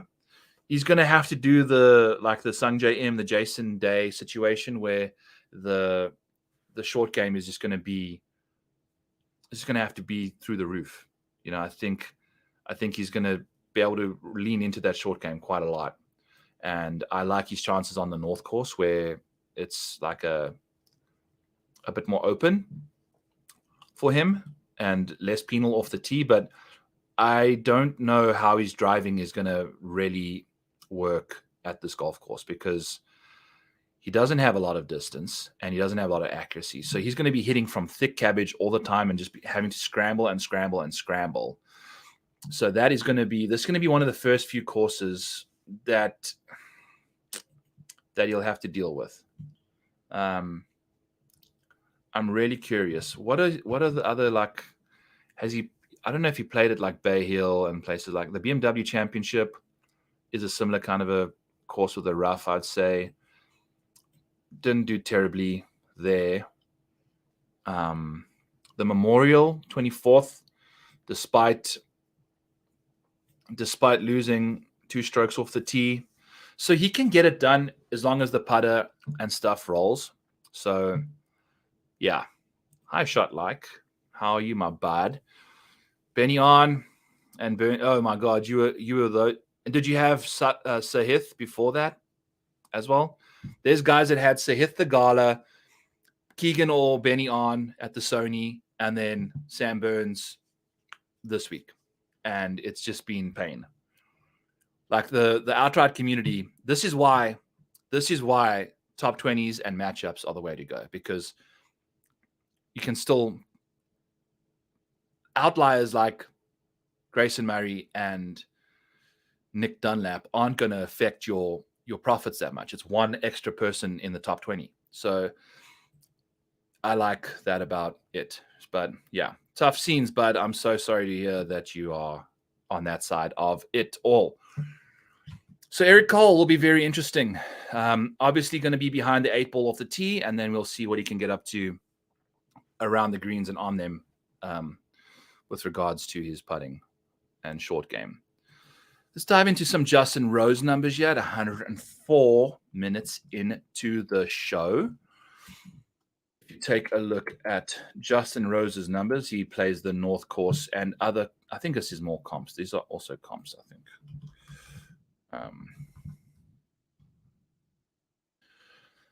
He plays these courses well, and it's got to do with his ability to just absolutely thrive around the greens. He's relatively accurate off the tee as well, I think, old Rosie. But the course history has been phenomenal at the Farmers Insurance. Also, Ricky Fowler is a massive concern right now. I don't know what's wrong with his game, but it's not looking good. We're back in business now. Okay. So, Justin Rose. Let's go from 2017 forward. 4th, 8th, winner, miscut, 6th, 18th. So, outside of one miscut, he's had 5 top 20s and 4 of them being top 8s. So, Justin Rose is a complete beast when it comes to this golf course. Tends to find the fairways really well. He has gained off the tee, I believe, at this golf course, a third of a stroke in his 16 shot like Harden rounds, aka shot link rounds. So that's good to see. And then the approach play, obviously, when he won, he gained 5 strokes in one single round, but we're not going to be able to see that again. So if we remove that one round, he still gains about half a stroke per round on approach at this golf course. And then everything it's just the around the green play. He just loves this kind of stuff. I mean, I do think Justin Rose is a stoner, so it makes sense that he plays out the cabbage pretty well at this golf course. The thick shit around the greens he tends to thrive on. Averaging 2/3 of a stroke gained around the greens for Justin Rose. And then you get the putter, which is gaining about a quarter of a stroke since. And if you take a look at his recent form, it's the same kind of pedigree. I mean, the iron play has been atrociously bad over the last little while. You know, the Sony Open and and Kapalua, he's lost close to a stroke per round. Outside of the final round at the Plantation course, where he set the course record and gained 2.5 strokes on approach. Other than that, he's lost over half a stroke in 7 of his last 9 rounds. So that's not good at all. Not good at all. But the short game is there, and that's where he's typically thrived. So we'll have to see what he can get up to. But he's not entering with very good form at all. So we're getting another good course history guy with very bad form. I mean, take a look at these dudes. You know, like, I guess Cantlay's form and all of them are pretty solid. But like Tony in particular, not good. Jason Day and Justin Rose. I mean, 78th in recent form is not good at all. So I'm not a fan of Justin Rose this week with the recent form, but obviously the course history, amazing. The recent form, ball striking in particular, is rough. I wonder what kind of numbers we get on these guys. There's some really interesting guys with a bad form and good course history. Just keep playing him for Eric Cole.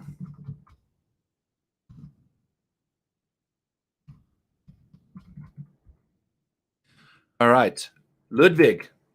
Wow, he's had a bad start to 2020 freaking 4, hey? Not the year of the GOAT or the superstar.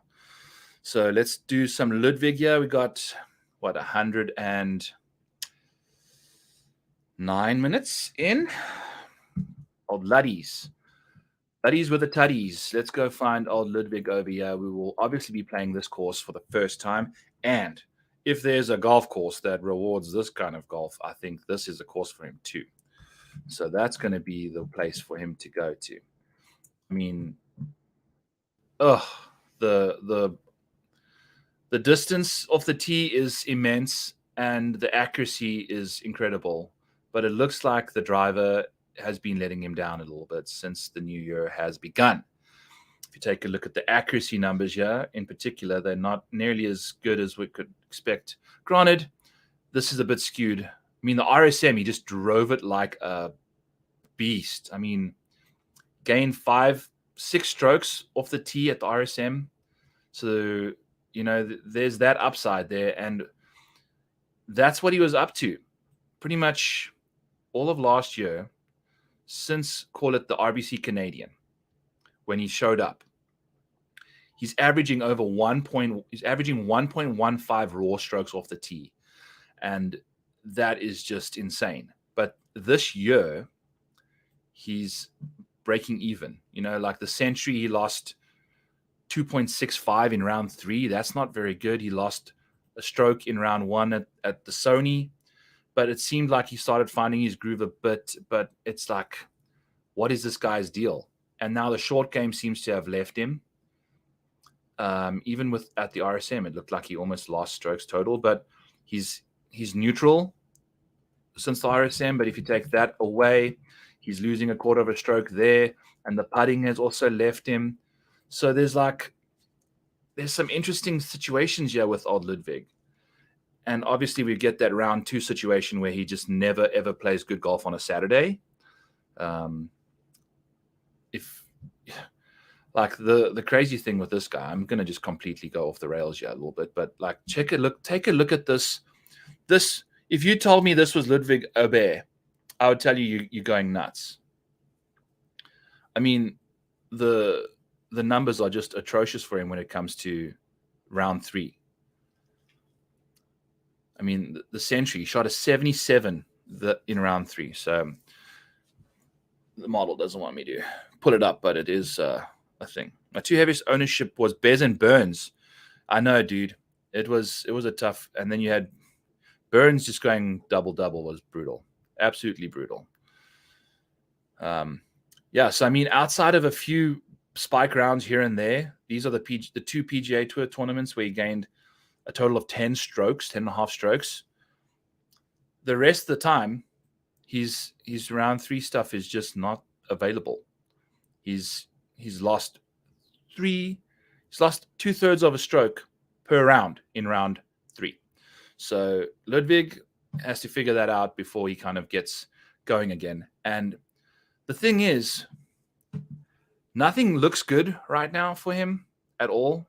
The recent form it's very bad. Like, he's got off to a very bad start. But I mean, if there's a golf course where he can separate himself from the rest of the field, this is it, where his elite driving can really come into play. Maybe he's just not a fan of Hawaii. Who the heck knows? But I think he can do some good stuff. We'll see what he can get up to. It's going to be very interesting because the distance and the accuracy is insane. Like, off the tee, he's the 4th best golfer in the field, despite, having the 12th best distance and 86th accuracy. It kind of seems like that's gone a bit backwards recently. His iron play, long iron play, good shots are 12th in the field, and then he's top 30 in 150 to 200 buckets. So that's good to see. He's not a very good wedge player.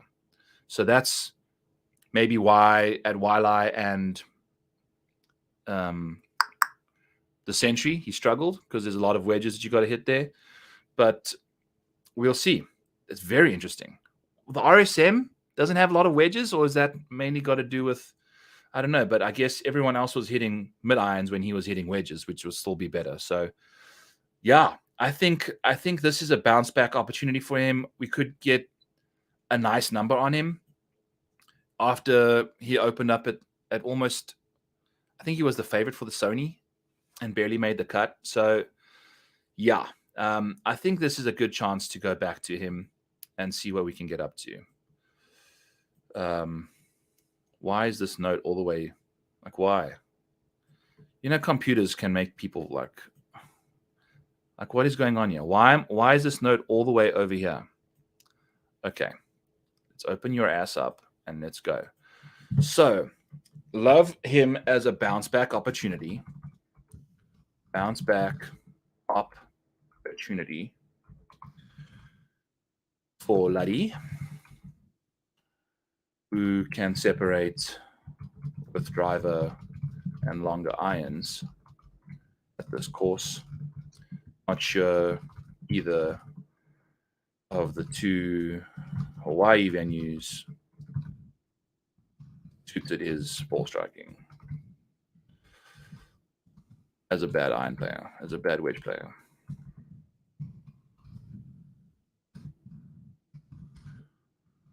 Interesting stuff there, man. I wonder what's going on with his game, but I doubt he'll open up shorter than 25, even despite his recent form being ass.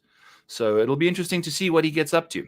Let's dive into some Sepp Straka here at an hour and 115 minutes into the show. We're going to do some Sepp Straka at the Farmers. So he's an interesting cat. Let's take a quick look at his splits. I mean, the recent ball striking is third in the field. So the iron play is there. What do we know about him? Wedges, not the best part of his iron play repertoire. He's a sensational mid-iron player. If you take a look at those good shots and strokes gained from 150 to 200, he's 6th and 11th. And then 200 out, he's 24th and 31st. So a lot to like there. Not the best out of the rough, though.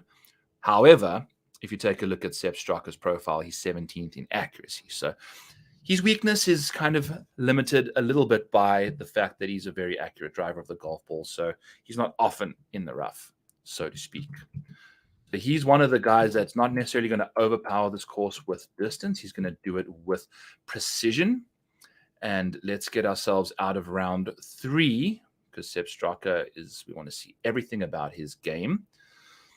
But if you take a look at his Farmers Insurance course history, he's pretty solid. It's 2 top 20s and a 32nd in 2021.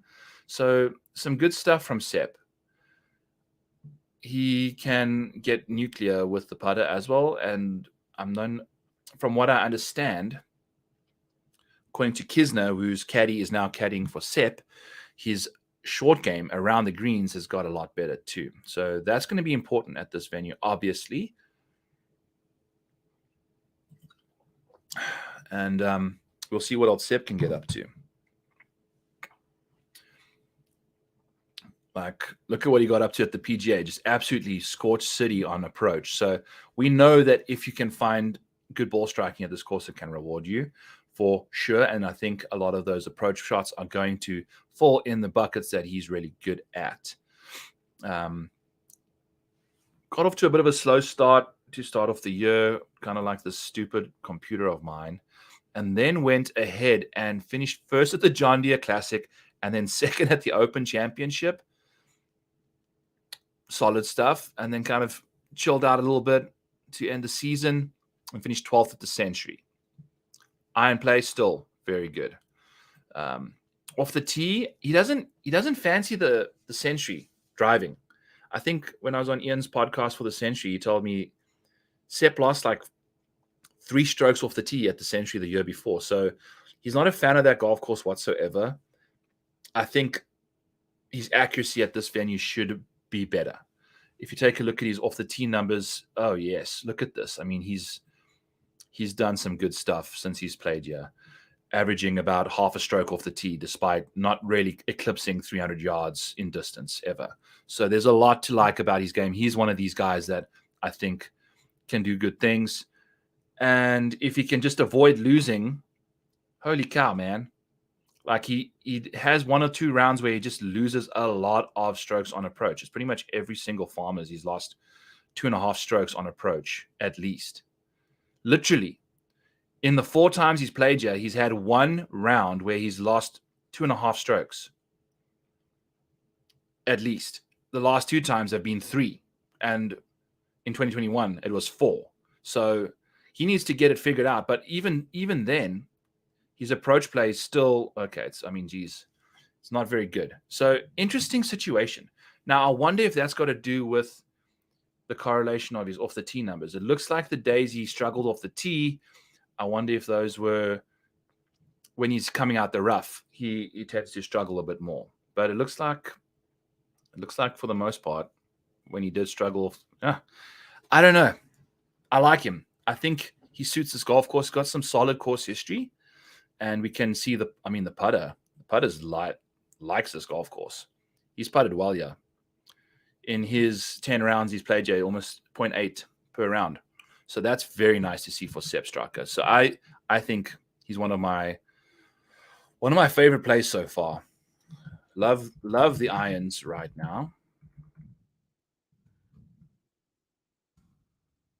And we love the driving accuracy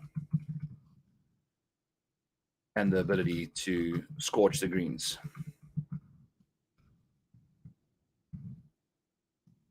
So I mean the ending 0.8 putting in the 10 rounds. At Torrey South. Love it. Love what Sepp's been up to, man. That's good. I like this.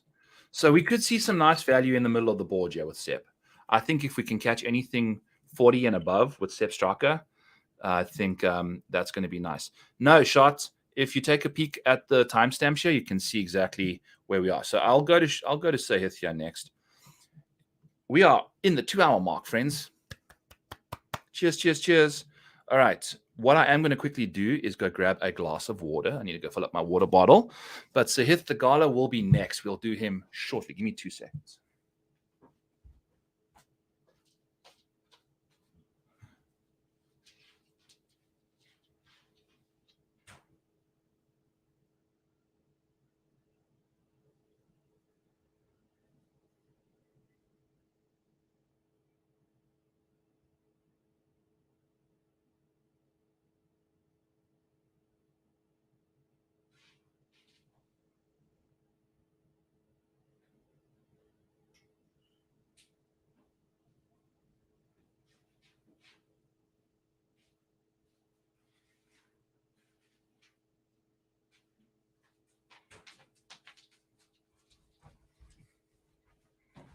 All right. We're back. Also a big fan of beef sticks. Beef sticks are... Guys, a fan of beef sticks or turkey sticks? I'm a big fan of beef sticks. They are very flavorful. And old Ernie over here is a big fan of them too. All right. Let's dive into Sahith. An hour and 23 minutes in. 1:22. Sahith Theegala.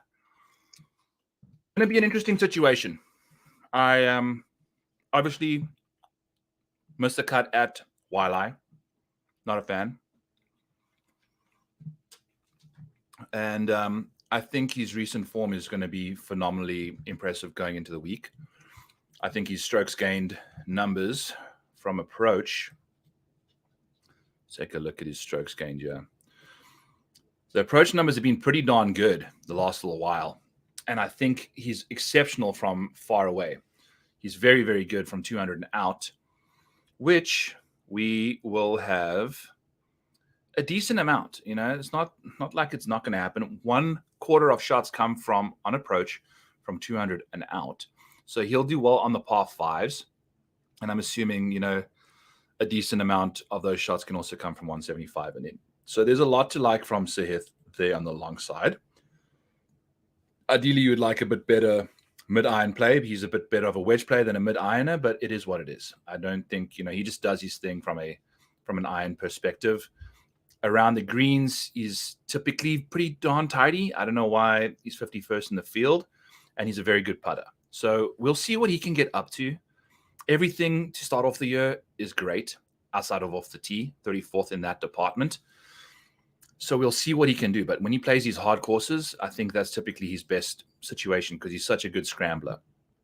Now, the thing is, the driver for him, with the accuracy being very, very bad, is going to be concerning. He's not typically the longest golfer in the field either. So he's going to have to figure it out. But I think from what I understand, he started driving the ball a little bit better in 2024. So we'll see what old Sahith can get up to, yeah. But looking at these Sepp Straka numbers, man, if he can just avoid a really bad day with the irons just out of the 4 rounds, we're going to be in business. We're going to be in absolute business. All right, Sahith, talk to us, baby. Fourth. Oh, boy. Obviously, surprise, surprise. Look how nicely he played on approach the 2 times he's played here.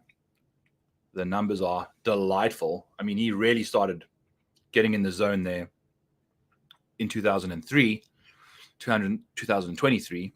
But a 4th and a 25th in his 2 starts at the Farmers in the last 2 years is great course history. That's good to see. And it was with a putter that was kind of rebellious. He barely gained putting when he finished 4th. It was all approach play. So, I mean, this guy is in the 6 rounds he's played here. Woo!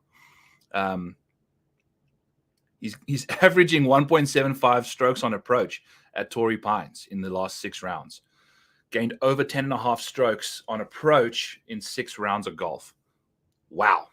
That's impressive. And then considering, we get some solid recent form on approach here entering the week is also good. With the putter, he lost 3.4 strokes putting at Waialae. Like everyone was saying it was not a good course fit for him. He was neutral off the tee and on approach. It was the putter. Like he lost so many strokes putting. Oh my God. That's so disappointing because I had an outright on him and all sorts of stuff. But it is what it is. The putter can obviously go nuclear at any given moment. Let's figure out why the 40 net is a percentage and not an actual number. But yeah, I mean, what has he done in the last few starts? 13th, 15th, first, 19th, miscut, second, miscut. I mean, the upside is just through the roof. The course history is through the roof. I feel like there's so much to like about him. And the numbers that he gets hit with are typically rather disrespectful, to be honest with you. So I think Sahith Theegala we're probably going to catch a 40 on him.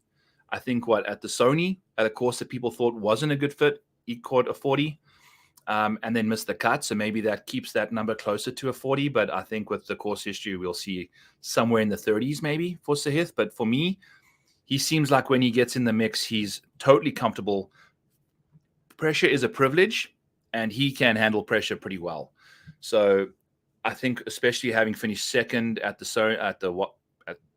Century, should see Sahith do some good stuff. So love the recent form, love his iron play for course history, love the putter upside. If he can putt better on his power greens, if we get better power putting, we are in business. Driver, not as bad as people think over the last while. Boom. Love Sahith, buddy. Love Sahith. So I think we're going to rock and roll with him for sure. He's looking good. He checks a lot of boxes. So yeah, cool. He got our 3rd hour of streaming off to a hot start. While we're doing this, I'm going to pull up Minwoo Lee. He's 26th in the model, but I think he's someone I really want to speak about. So 128 minutes in, let's get some Minwoo Lee in our life. And actually, I'm just going to change it to 129. If you take a look at his recent form, it's 9th in the field. If you take a look at around the green play, it's 15th. Off the tee and approach, the last little while, not so hot. He's not like a typically very good ball striker. But I think of Minwoo can really get it going. And he's got insane distance off the tee. And he's got a really good short game. I think we're just going to have to pull up Data Golf. I don't know if everything is going to show up here. So in the meantime, while this is spinning on us, let's go find Minwoo. What did he get up to this week? I don't think this golf course suits his game at all. I mean, he had to do the majority of his scoring off the tee and around the greens. So if you think about what we're getting demanded for at Torrey Pines, you're going to need less iron play. Like, it's not that indicative of success. And I think he's a better long iron player too. We're going to dive into his model here. His long game is also I mean, look at his good shots compared to everything else. Like good shots from 150 to 200, above the 50th percentile. But the strokes gained are pathetic. But when it comes to longer irons, he gets to above 50% percentiles in most categories there. And then I think over 150 yards out of the rough is also, he hits a lot of good shots out of the rough. So I think he's going to be okay here. I don't love the fact that he's not a very good iron player, but I think out of all the courses that, we go to, this course doesn't demand the best iron players to win. You got to be good in every facet of his game, and he's elite around the greens. Let's see if we can pull up the key stats here, because I want to just make sure that we are correct. Oh, Jesus freaking Christ. Okay. Yeah. I mean, it's typically 3% less important than tour average strokes gained approach here.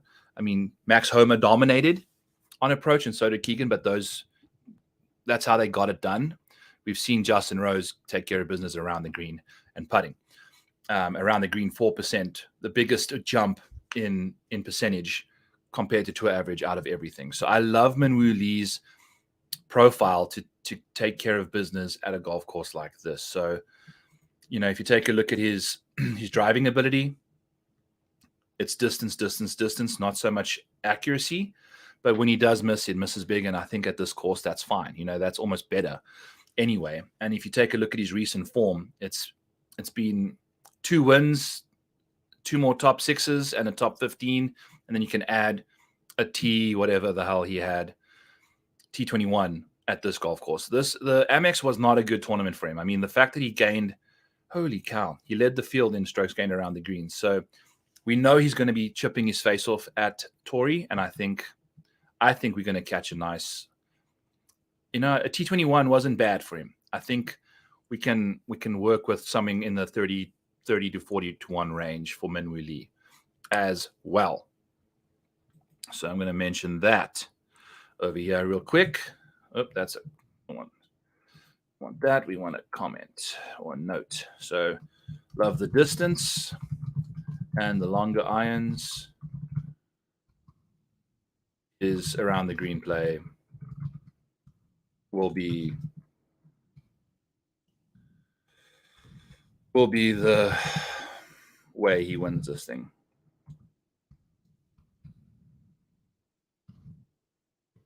All right. I love Minwoo this week. I think he's going to be a solid play. And the same goes for Shane Lowry. I think, after a miscut, like we called it for the Amex, Shane Lowry will have to get his situation under control a little bit better going into a tougher golf course. Let's go back to the top of the board here. We've got Harris English next up.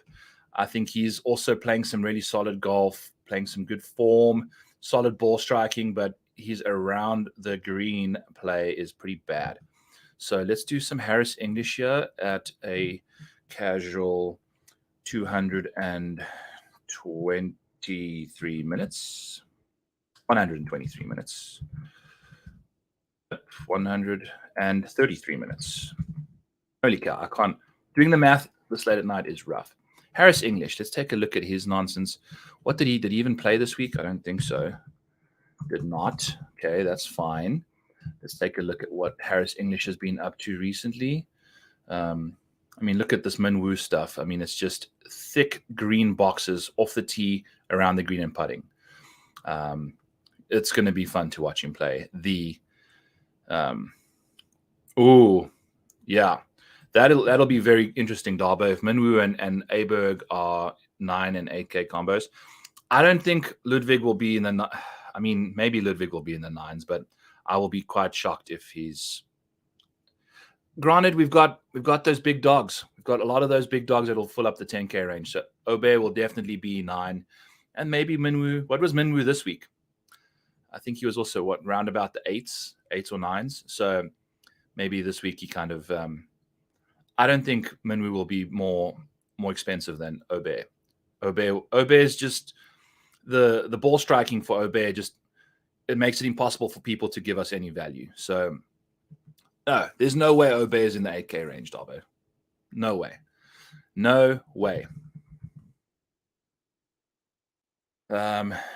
Harris English. What, Minwoo was 9K flat? Yeah. Shot like, I agree. So I think Minwoo will probably be in that low 9K, upper 8K range, and then I think Aberg will be top of the 9K buckets. If let's see. So Patrick Cantlay, Xander Schauffele, Max Homa will be absolute certain top 10K guys. I won't be surprised to see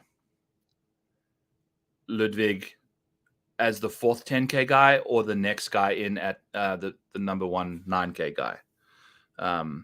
So he'll definitely be probably the sixth or fifth highest priced DFS golfer, because we got, and there's Collin down here. So Collin, Patrick, Xander, and Max will all be 10K, and then I think Aberg will be in the nines as the first guy in there. Definitely, for sure, going to be the way I imagine it rolls out. We shall see. Harris English, let's get back to him. Kind of fall off the wagon.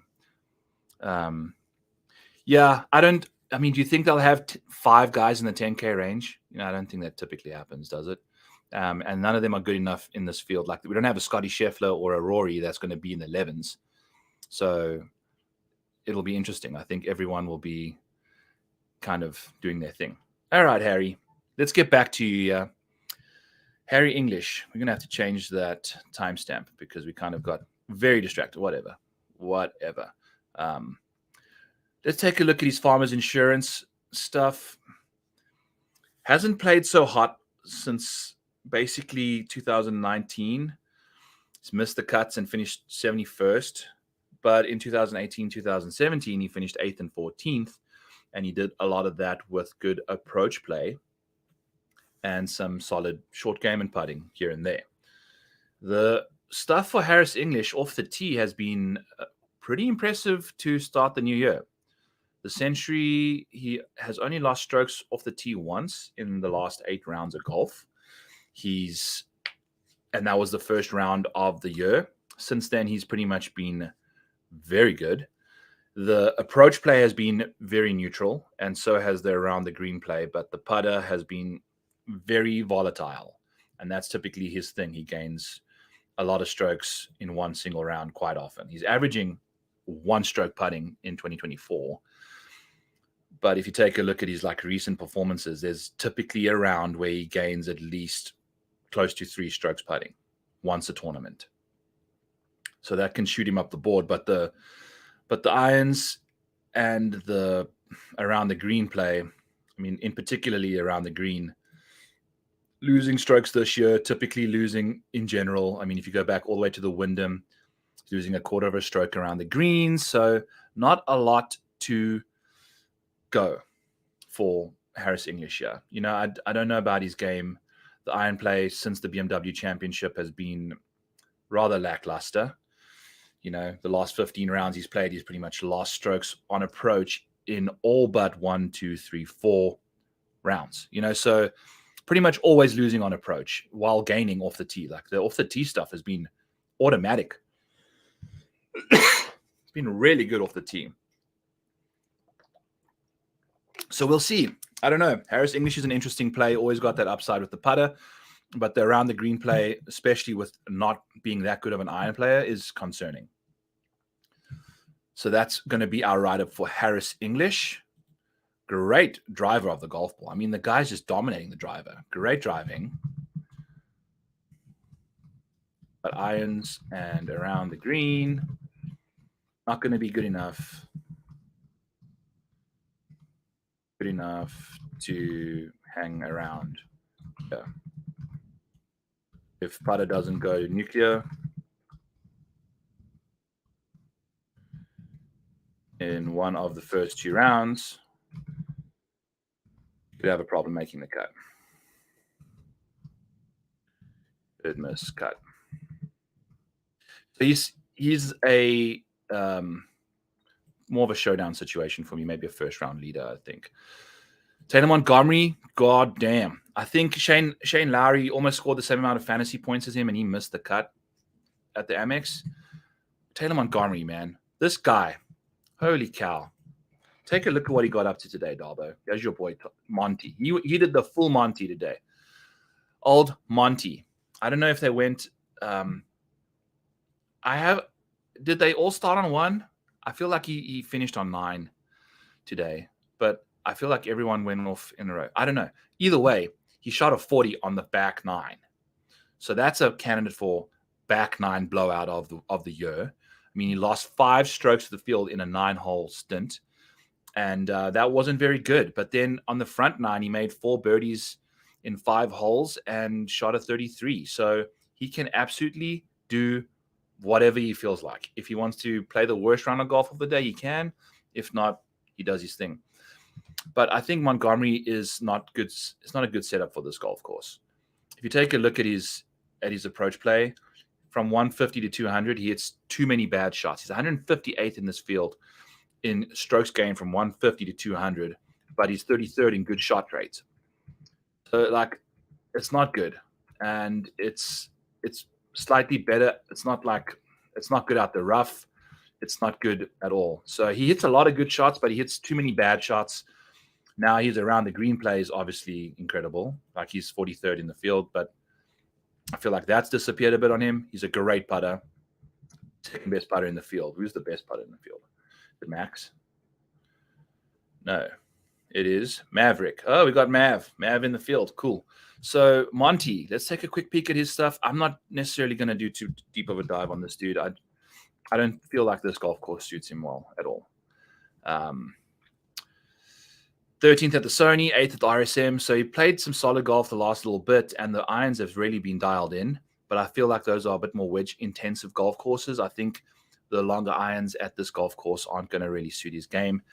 Even though he did finish 11th here at the Farmers in 2022, very impressive stuff. Gained a casual 4 strokes putting to start off the...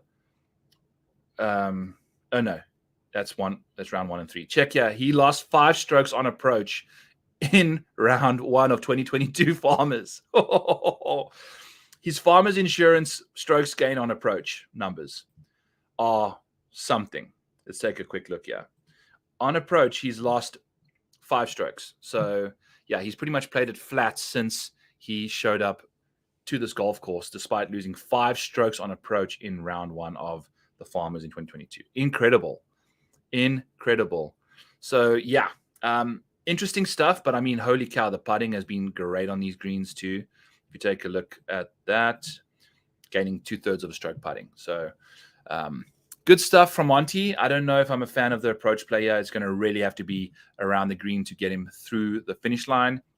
I just don't see it happening, especially with so little wedges going on. So not enough wedge approach shots. His irons not good enough from 150 and out. But I think, I don't think we're going to get a bad price on him at all. I think he'll be in the 7K range again. So we'll see what happens. Taylor Montgomery there at a 130, 140. What is the number here? 2 hours and 23 minutes. That's 120 plus 20, 140. Okay, it's 140. Let's do that. Stephan Jaeger. Oh, guess what Stephan Jaeger did today again? He was sitting right outside the top 20 and then went ahead and lost strokes to the field, or gained 0.5 today to finish 54th. Shot even par. Sorry. Lost 2.7 in round 4. Went backwards, doubled 18, bogeyed the par 5 16th to fall all the way to 52nd. So good for Stephan Jaeger, not able to ever finish out a tournament, and that's just what he does. Take a look at round 3, solid stuff, gained strokes. Round 2, gained strokes, gained 4. Round 1 was neutral. Round 4 is not his thing. He just doesn't know how to play golf on round 4. So I know exactly what's going on with Stephan Jaeger.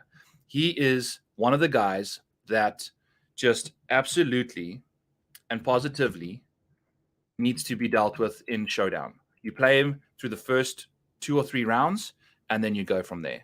It's going to be how he gets his stuff done. It's just what he gets up to. I mean, look at the safety. He gets through the cut all the time. Did it again this week.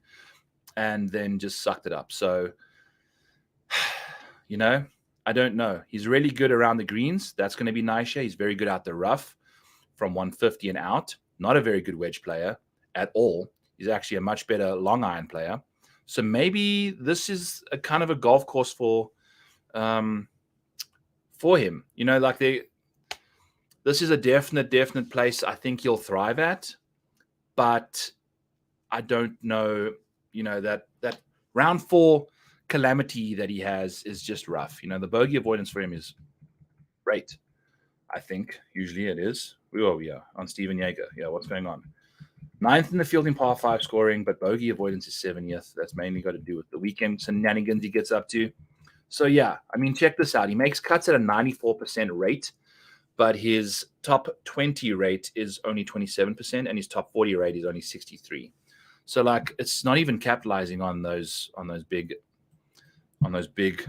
cut making ability skills that he has. So I know exactly what Stephan Jaeger's situation is. Aaron Rai is going to be a fun person to kind of monitor. I think he played pretty nicely last year. Got decent comps. I think plays nicely. Very accurate. That's the one guy that'll kind of dominate the accuracy situation. Avoids hitting poor shots, the 3rd best in the field.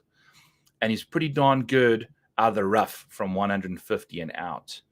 His mid irons are solid. Hits a lot more good shots than he does with a wedge from those ranges, but still not elite, or it's about crowd average. But I think out of the rough, he does good stuff. So even though he's very accurate, that'll give him a hand up on the field with his accuracy. But when it comes to just taking care of business with an approach shot out of the rough, he's really good, it looks like, with a long iron. So that'll be interesting to see. I think last year in 2023, he finished 52nd, losing everywhere. Opened up with a 5.7 shots gained or strokes on the field at Torrey North, and then just completely unraveled. Lost all of that back over the next 3 days. So he's got the potential to do that. So at least he can play nicely on the North course. That's good to see. He's gained on that course both times. In 2022, he also finished 6th here. So I think that's impressive. I think that's some good course history for Rai, if he can figure out his stuff. But the upside is lacking for him. Just 21st, 28th, 20th, 24th. There's 2 top 10s there, a T3 at the RBC Canadian, which I think is a similar kind of a comp. I think that rough was pretty rough out there, and he did some solid stuff on the greens as well at Oakdale. I think he kind of putted neutrally, which was fine. And then when he gains putting, I think he gained putting at the Travelers, gained about 2 strokes there, finished 9th. But his upside is just extremely limited. If he's not gaining 4 strokes on approach like he did in round 1 at the Canadian Open, he's not going to finish inside the top 10. Granted, he did in the 2022 edition of the Farmers. So it's interesting. It's very interesting to see what he's getting up to. But the approach play recently, it's been mediocre. The putting has been also kind of back to its old stuff, where he's not really. Yeah, his last 9 rounds putting have been 3/4 of a stroke lost. So yikes. Granted, yeah, and also it's not like he putts well on POA in general. It's I don't know, Darbo. I don't know what this analysis is for. It's mainly just for me to kind of get a feel for all the golfers. I'm just kind of yeah. Well, let's take a look. I've got some good numbers on Rai. If you take a look at Rai's actual stats over the last while, his top 40 rate is 47%, where his top 20 rate is 23%. So 23%, I think, is probably what? That's 400 plus 400. So you got to get a top 20 at him, a top 20 for Rai at plus 400. And I don't think you'll get that number. So that's the problem. That's the thing. His top 40 rate is about 50-50. He's so inconsistent when it comes to upside. So I'm just kind of just doing this to point out stuff about golfers. I don't know if it's for outrights or not. The top of the board, obviously, we were looking at guys for outrights a little bit because, that's where you want to go, I guess. But there's not too many that I'm kind of in the mood for. So Aaron Rai, I don't know. Nothing inspiring right now. A good course fit. No upside. Yeah, I mean, look at the top 10 rates. He's got those few ones, but yeah, if you take a look at his easy and medium scoring and stuff, let's take a look over here. So we are not doing this anymore. We are on medium and hard. We'll just highlight those two boxes. Aaron Rai, he's actually done better on easy courses. 35th in the field in strokes gained on easy, 49th in medium, and 71st on hard. So it does make sense that he plays better on these other courses that are tricky. But also, I don't know, so do the elite golfers. The bogey avoidance rates and stuff are all good. But I don't know about Rai. Yeah, I don't know. It's interesting. It's very interesting. I think he'll be popular this week because,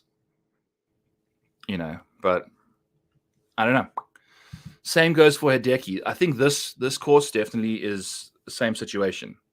If you take a look, him and Shane Lowry, obviously they're sitting right next to each other. They're basically the same person. Take a look at Hideki Matsuyama's top 10 rate and Shane Lowry. For two very good golfers, neither of them have a top 10 rate that's 10% or more. So we'll see what happens. But I feel like, and even from a top 20 rate, Shane Lowry's 47% of the time inside the top 20, whereas Hideki's only doing it 1/3 of the time. Hideki really hasn't been playing good golf. 83rd in recent form, not very good whatsoever. So I think we're going to have to deal with Hideki to a degree. We're going to have to make sure that I think I like him this week out of all weeks. But the putting is a big issue, massive issue lately.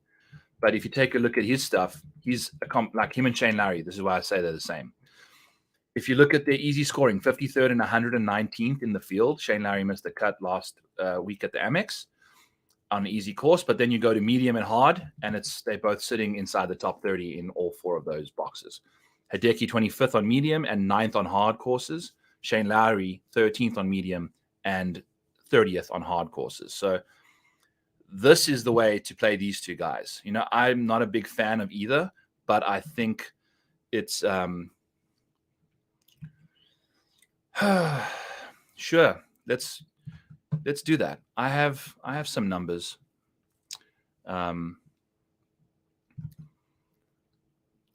Let's take a look here. Do I have all this stuff?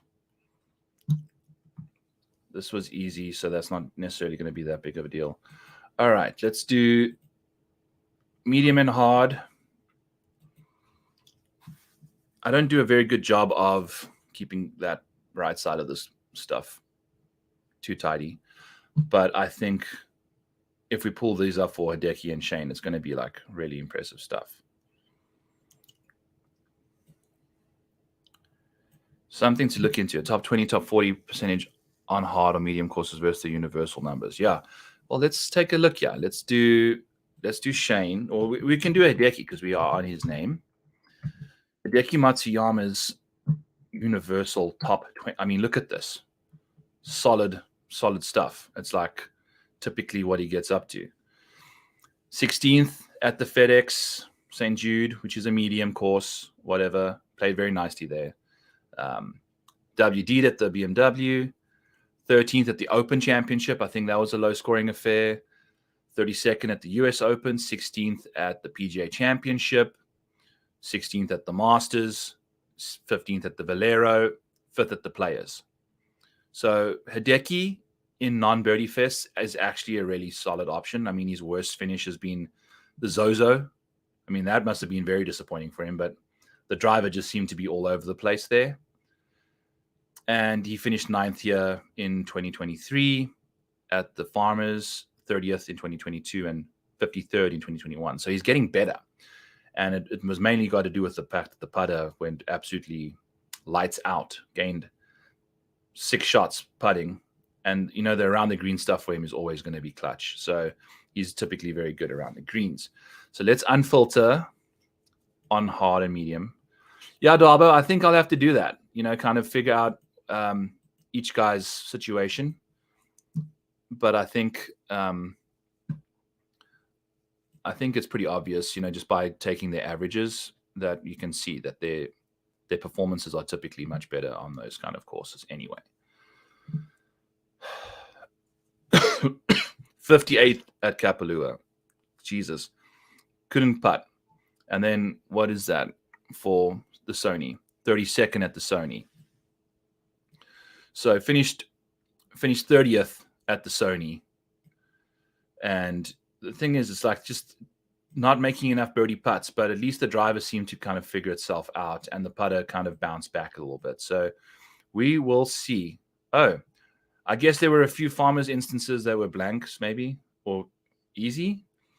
In 2019, it was an easy course, I guess. So interesting stuff. I think Justin Rose wanted it like some crazy 21 under par or something. And he actually played quite nicely there. But Hideki typically always makes the cut, yeah. So there's a lot to like about him from a upside on harder courses. But not a fan of him on anything else other than that. So that's your Hideki analysis. I just think it's just you kind of blindly play him at this kind of a golf course.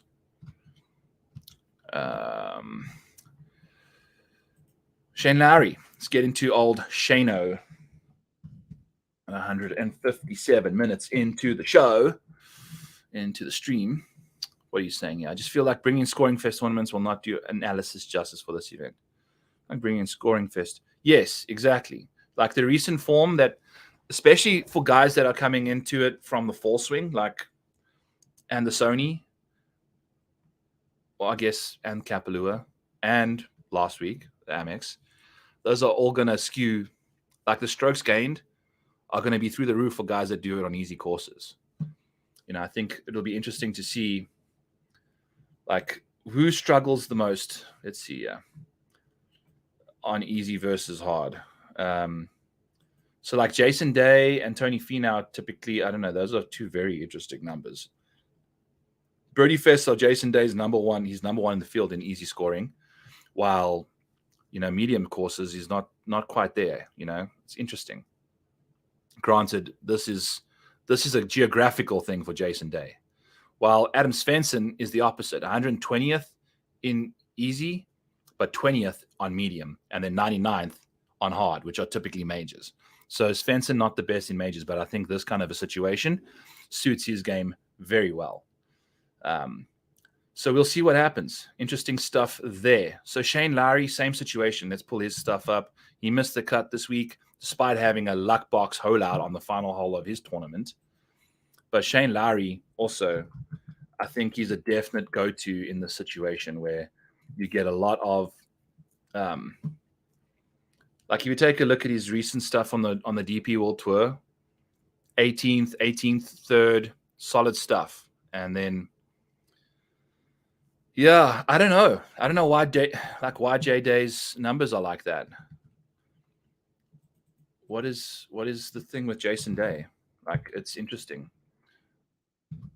Jason Day, he won the AT&T Byron Nelson. Won that. Waste Management Phoenix Open, finished 5th. 7th at the Farmers. Like the Worldwide Technology Championship, Shriners 8th. So it's been interesting. The Century 10th. I don't know. He seems like he's kind of figuring his stuff out again. I think Jason Day is definitely someone that benefits from, there's, I don't think that splits for J Day is accurate. I think the fact that he won the AT&T Byron Nelson maybe has it skewed a bit more. But it also depends if he was playing well when it was all these easier or more difficult courses. I don't know. It's just for 2023, really. But Jason Day, if you take a look at like when he's, I'm curious as to like what his splits are when he plays regularly versus not. You know, is he better off of like 2 tournaments in a row versus not? You know, it's kind of interesting stuff. Complete tangent there. We kind of went on to Jason Day as we were looking at Shane Lowry. Shane Lowry missed the cut in 2018 at the Farmers and T33 in 2017 and 2018. So that was the last time Shane Lowry played. Yeah. Interesting stuff there. If you take a look at what Shane Lowry's been up to, he never made it into the Century because he wasn't inside the top 50 in the FedEx. But off the tee, this guy's a crusher. Like, so solid off the tee. Very sporadic, apparently, with the irons. Like, the iron play has been all over the place, and the putter just cannot seem to get it done with anything. So it's interesting stuff. You know, the Scottish obviously played quite nicely there, where he gained 8 strokes putting, but that's all for like bogey saves. I mean, what he shot 7 under par to finish 12th and gained 8 strokes putting. So like that's his thing. Plays solid golf. The Travelers kind of did nicely, but ball struck it like crazy in round 4. So, you know, but the guy to gain 6 strokes, 5.5 strokes on approach to finish 19th. So that's the Shane Lowry thing. Don't expect a top 10 from him, even on a difficult course like this, but I think you can expect him to play better, at least make the cut this week. Joseph Bramlett. Interesting. This is like a complete rogue name that I did not expect to be reading about. 22nd model. I think this has just got to do with driving distance. Like, loves this good course history here. Plays well on the harder courses, I guess. Got immense distance. And then we probably got some good iron numbers here from out of the rough. Oh, yeah. So take a look at these rough numbers. This guy can ball out of the rough for sure. 5th in the field in strokes gained out of the rough from 150 and out. So incredible, yeah. So especially for someone that doesn't have a lot of accuracy, 156th in the field, but 20th in distance, going to be hacking wedges out there quite nicely. So that makes a lot of sense. And then if you take a look at what he gets up to, not a very good putter at all. I wonder what his par 5 scoring's like. Top 30, 31st in the field. Okay, solid stuff there. So that all makes sense. It kind of checks the boxes for us there. And he's obviously played well at this golf course before. So let's take a peek at old Joseph Bramlett, the Bram wagon. Yeah, dude, Chan Kim this week, man. If I never played Billy Horschel in a third of my freaking lineups, I think Chan Kim would have definitely paid off some dividends for me. I was spot on with him last week. That was good. I liked his chances last week. Who were we looking at? Joseph Bramlett. I got to go back here and make his thingy. We want to talk about Joe Bro, and that's going to be 162 minutes into the show. Bro, Joe. Billy Ho screwed me too. I know, dude. Freaking hell, man. And then he goes and shoots like 7 under par on the 3rd round was making a charge. He needed 2 more. He finished at 11 under. He needed to make a birdie on the par 5, the 3rd last hole he had. He made a bogey on a par 5. So if he just birdies that par 5, he shoots 9 under par in that round and makes the cut. And I had him in so many lineups that, you know, like, and only 4% of the field had him. So he was my leverage play and was playing good golf heading into the week, but just couldn't quite figure it out. All right, Joseph. Let's take a look at what you're up to. Oh, boy. Take a look at this. Has never missed the cut at the Farmers. 45th, 18th, 67th, and then more recently, 13th. So 2 of his last 3 starts have been a top 20. Iron play. Look at this. 0.6 strokes on approach. Darba, what are you talking about, Billy Ho? And not, dude, go look at this. I'm going to just defend my decision, yeah. and prove you why I played him. Look at this. In Billy Horschel's last 1, 2, 3, 4, 5, 6, 7, 8 starts since July 13th, 4th, 18th, 20th, 14th, 18th. You know what I'm saying? You know what I'm saying? And then you go to a golf course where accuracy kind of avoids the issues off the tee. But apparently, I don't know what he got up to. I don't know what Billy Horschel's problem was. I saw him hit one in the water on an approach shot with a 3-wood on a par 5. Just wasn't playing good golf. It is what it is. You can't predict this stuff. But yeah, better than you thought. Better than most people thought. 96% of the field thought. Your boy thought he found an edge on Billy Horschel, and most of his good results have been in Europe. So that's the thing you're going to be dealing with. Not a lot of good US data points for him. Joseph Bramlett, though, I like it.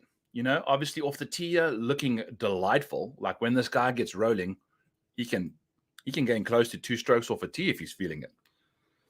Did so in round 4, 1.74 strokes gained in Torrey in 2022, and played quite nicely over the weekend. Ball struck the hell out of it over the weekend in 2023 to gain 5 strokes ball striking over the weekend. Putting and around the green, big issue. But that's okay. He tends to play good golf here at Torrey Pines. And that includes losing 6 strokes in round 4 of 2022.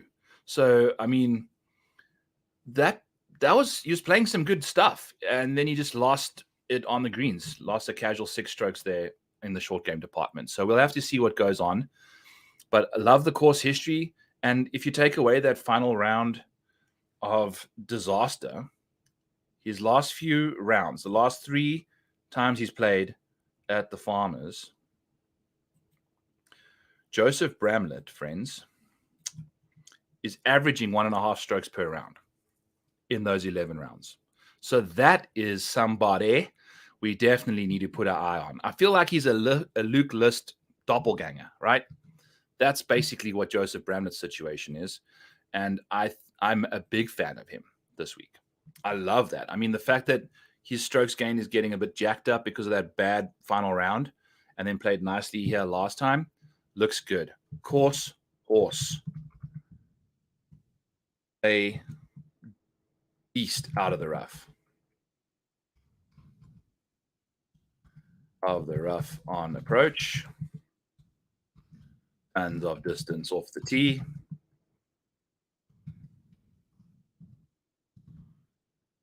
Let's go. All right. Love Joseph Bramlett, friends and family. Let's do this thing. If I can get this arrow to pull out that bad boy.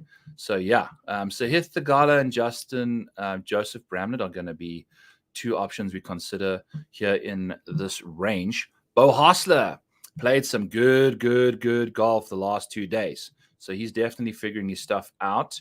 I don't know if he played before that, so maybe he was just a little rusty to start off the little season, but we'll see quickly. We'll see.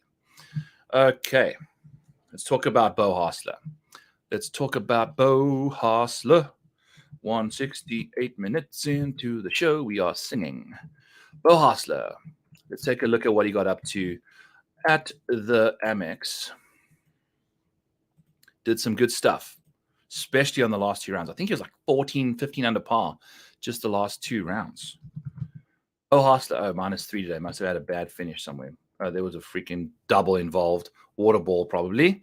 So that wasn't good. But if you take a look at the other round, in round 3, played a very nice golf. Shot a 64 with a bogey. Holed out, apparently, on a par 4. So, he can do it. He can get it going. Started off a little shaky, but kind of made sure he got it back into business there with that 64. I was very impressive. Very proud of him for doing that. And I feel like despite losing that 1 shot there, can't play Hossler. Why not? Why not? If you take a look at what Beau's been up to, Beau's a bro. We're going to go from Bro Sif Joseph to Beau, the Beau bro. No, we got a bro Ho down here. We're speaking about Billy Ho, Joseph Bro, Jojo, and now we got Bobo. Wow. Beau Hossler. Here we go. Interesting. Missed his last 3 cuts here, but also, the ball striking's never been there for him. Played this course many, many, many times. He's played, I think, every single time since 2017. You like to play good golfers, and Hossler doesn't fit into that bucket. Well, my man, we saw him finish 47th at a birdie fest. It is what it is. But his last few, it was his first start back. Beau Hossler, to round out the year, had no finish worse than a 30th. No finish worse than a 30th. 20th, I mean, holy cow, all the way back to the John Deere Classic. We have 1 miscut at the Wyndham Championship, and the rest of these finishes have been T30 or better. The approach play seems like it's figured itself out. If you take a look at the strokes gained approach and remove the Wyndham Championship, where he lost 5.5 strokes, he's averaging 0.45 on approach. This is Beau Hossler we're speaking about. This isn't a typically good ball strike. I mean, look at the difference that his ball striking has made. We've got a column here full of red and white for the most part. And then you slide down into the end of the season and there's a lot more green. And obviously this guy's short game is sensational. In the same time period since the ball striking has returned to business, he's averaging half a stroke short game. And he's pretty solid off the tee. The guy can drive a golf ball. So since the John Deere Classic, we are doing a casual 0.4 strokes off the tee. So a lot to like. I don't understand what about finishes of 15th, 2nd, 7th in the last 4 starts makes him not a good golfer. But hey, Duavo, you do you and don't play him. I'll play him. So be playing Beau Hossler. I think the course history is going to obviously turn people off. But I think the fact that he's playing much better golf right now and is typically a short game guru, I think he'll be just fine. I don't know what his situation is, though. Can't seem to putt on these greens for the most part. The short game situation is rough, but he's catching some good momentum, and I feel like he'll catch a good price, especially after a poor showing at the Amex. So love Beau. Love me some Beau. Beau Hossler has one miscut since the John Deere Classic, with the rest of the finishes T30 or better. To me, that sounds like a terrible golfer. Don't play a golfer that has just perennially finished inside the top 30. I don't know why you'd ever want to do that. So don't play Beau Hossler, Darbo. We let the other people that want to play bad top 30 perennial players do that. Alex, you can play Alex Smalley instead. The same kind of situation. The guy's got an incredible ball striking repertoire, but only 7% of 14% of the time he's inside the top 20. Also, my dog needs to go outside because we have an extreme dog door on our door. It's so cold here in Iowa. She came through the dog door the other day and it snapped the plastic. Like it was just rigid as balls. The actual dog door's name is called Extreme Dog Door. We have to get a new dog door flap every single winter. It breaks every single winter. So now I'll be back in 2 seconds. She's busy whining at me. She needs to go outside.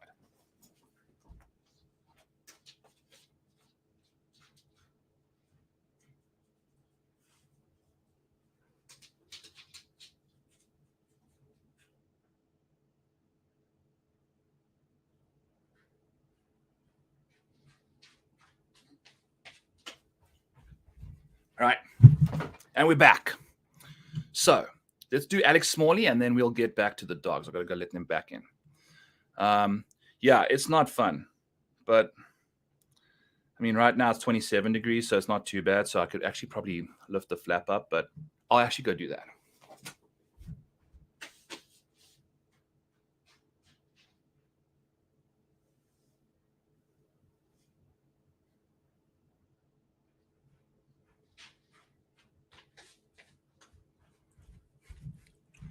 All right, here we go. Where do you live, Shot Like? I think I've asked you this question before. So the flap's up. If it breaks, it's your guy's fault. You owe me a new dog door. But we have a dual flapper. So the first one broke, but the second one's keeping the cold out still. Alex Smalley, 175 minutes into the show. We're getting there. Alex Smalley, interesting stuff. To me, he is what Beau Hossler used to be. Like immense ball striking capabilities, but also, where the hell is the upside from this guy? Made the cut here both times. Has only gained putting once in 6 rounds of golf. So that's not good. But ball struck the crap out of it every single time. Take a look at his ball striking here at this venue. Old Smalley's doing some of the Lord's work here. You know, over half a stroke ball striking each time. So he plays some good stuff. We'll see what he can get up to. But I just don't think. I mean, look at this. Went nuts in round 3 of the John Deere Classic to get right in the mix. And then couldn't quite close it out to take down Sepp Straka. So the Travelers, he finished 9th, but that's when he was putting better. You know, like had a few good spike putting rounds, went neutral. But typically, you're just going to get a guy that can't putt. And if you can't putt and can't save those par putts, I'm not going to go to you, dude. You know, even though the ball striking's been good, it hasn't necessarily been the best the last little while. I'm out. Simple situation. Can't putt. Can't short game. Short game. I'm out. All right. Adam Schenk let me down this week. I kind of like him at a golf course that requires his skill set. I think he'll be just fine at this venue. Got lots of length off the tee, solid approach play. He does good stuff. And he also, look at this, 22% of the time he's inside the top 10. So this guy's got upside potential. Missed the cut last week at the Amex. But before that, he had the 4th best approach play in the field. And it's good stuff. So Adam Schenk here, 177. So approach play, amazing. Plays medium courses very well. That's Manwili. We need Adam Schenk. Okay. So, okay on the medium courses, blah, blah, blah. Off the tee, all that jazz. Out of the rough, inside of one. I mean, I'm not seeing a lot I actually like about him, yeah. So we'll have to take a look. But I just love what he can get up to. He likes to finish inside the top 10 and didn't quite get it done this week, but maybe he gets it better. Missed the cut at the Amex, 29th at the Century, top 20 at the RSM, 6th at the FedEx St. Jude. You know, I think maybe it's just time to call it off on him.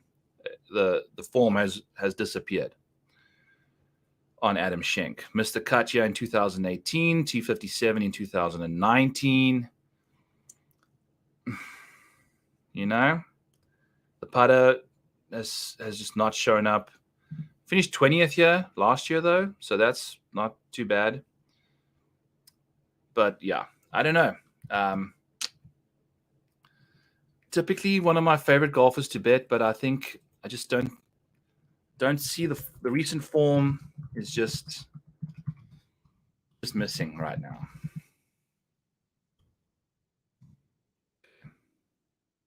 So Michael Kim decided to just hang out with the big boys this week at the Amex. Played some good golf. Where did he land? But he didn't land up at the top of the leaderboard, did he? Chan Kim. Okay. Michael Kim. Shot -7 in round 4. That's still not, wow, ended with a flurry. Nice stuff there. Interesting stuff for Michael Kim. I mean, what's his situation? His approach play is getting better, it looks like. 33rd in the field, last 24 rounds. Doesn't like easy courses, likes the harder courses, but finished 7th at a birdie fest. Take a look at his stuff. Strokes gained for Michael Kim from 150 to 200, and it's fourth in the field in that department. That's good to see. And then his good shot rate from 200 and out is fourth. So put a long iron in this guy's hand, and we're talking business. Outside the top 100 in anything with a wedge. So this is like a good situation here. I like this a lot. What is his situation from a granular perspective? I think Michael Kim seems like someone that we really want to kind of lean into here a little bit. Michael Kim. Cool. The dogs just came through, and it sounds like the dog door closed. So that's good. Michael Kim has made the cut here in his two last appearances. 44th and 23rd, 53rd. Nothing too crazy. But he's also a totally different golfer now. And I think that's what we're kind of looking to key in on. If we take a look at his recent approach play at the Sony, that was very nice to see. Looks like he played some solid golf over the weekend and then really went into it again, going into too big of a course for Michael Kim. I don't know, man. He's playing good golf. And I think the fact that he's that good from those ranges has me enticed a little bit.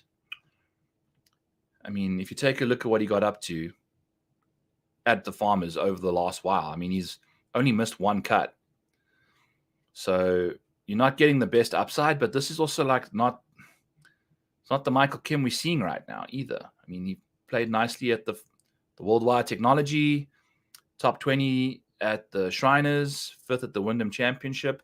So he's playing some solid golf, another top 10 this week. And it seems like when he's playing well, he kind of continues to do that until he went on a 1, 2, 3, 4 cut miss streak there since the John Deere Classic. So it's kind of interesting to see what his situation looks like. And the fact that his irons are just that good from that range has me intrigued. My interest is piqued. I like what I'm seeing from that situation from Michael Kim. Good stuff, Mike. Let's see what he can get up to. I'm going to do a casual 180 minutes there. Michael Kim, friends, keep an eye out for him. I feel like, especially after some good golf. 59th off the tee in distance, Darby. I don't know what your problem is about too big of a golf course for him. And he does not like the easy courses, apparently. So the medium courses are definitely his jam, according to 2023's recent stuff. Patrick Rodgers, I think his recent form is looking a lot better than normal. And out of all the things for him to be outside the top 100 in the last 24 rounds, it's putting. That doesn't make any sense considering he is top 60 in putting typically, 45th around the green from baseline perspective. He's also a good strokes gainer from 150 to 200, 39th in the field. Not a good wedge player. And he's a solid long iron player too, inside the top half of the field there.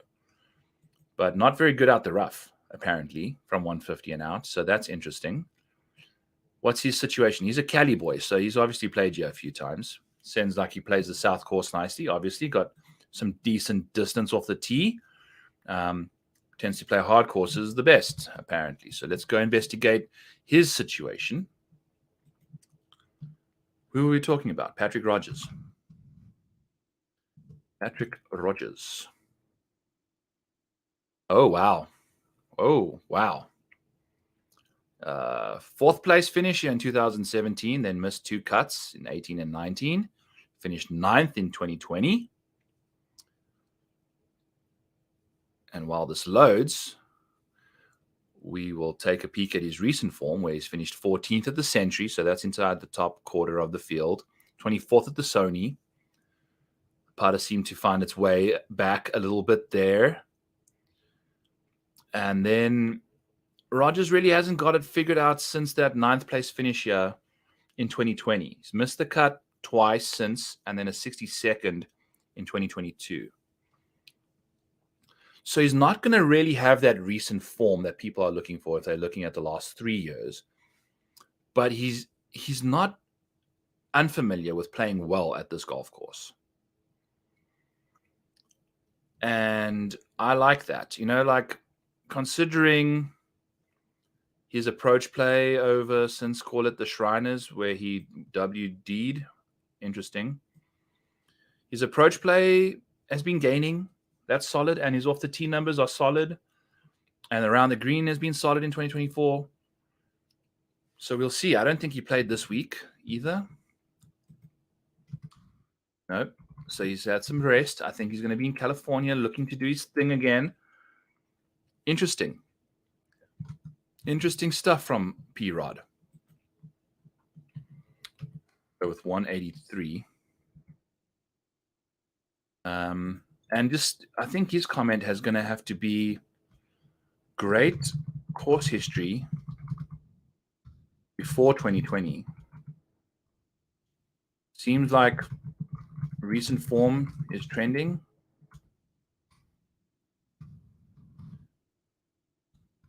Worth a try. Price dependent. Obviously, everything price dependent over here. Cool. I fancy his chances to take care of some business this week. But I think people have been kind of in the mood for P-Rod lately. Mackenzie Hughes. Showing up, showing out. I think he's an interesting case because typically not the most distance-oriented golfer in the world, but he has picked up a bit of distance recently. Like he's done some speed training and all that jazz. Let's pull up his profile. I think that'll do a better example of explaining how we want to go here. He's actually gone away from the distance situation for the most part now. There was a time where he was just trying to get as much distance off the tee, and now it seems like he's back to just trying to play normal golf. And I kind of like what I'm seeing. 7th at the Worldwide Technology Championship, 2nd at the RSM, and then a decent showing at the Century, top half of the field. Nothing crazy there. But if you take a look at this guy's situation, let's see if Mackenzie Hughes has played much at the Farmers, because I like the fact that he can scramble his face off. He's very good scrambling. As you can see, he gained 5 strokes putting at the RSM Classic. Holy cow. He finished 2nd at the RSM, and he gained 8.5 strokes putting. Wow. So he can do that at any given moment. And that's what he typically does well in general anyway. So let's take oh boy. He's played here many, many times since 2022 though. Has not made a cut since 2020 in the last 3 starts. Yikes. 29th in 2019 and a 54th in 2017. So that's like not the best course history, considering he's an elite scrambler. And he's typically done it, but it seems like he just misses out on the number every time he misses the cut. So he missed the cut by probably 1 stroke there. Missed the cut on the number in 2021. Missed the cut on the number in 2022. So he's just missing the cut. I feel like he's a bit of a different golfer now. And I feel like, I don't know, seems like he started moving in the right direction to end the season. And then maybe the Century was just a bit of a knocking off some rust. Yeah, worth a flyer. I think if the short game pops, we are good to go. Rocking and rolling.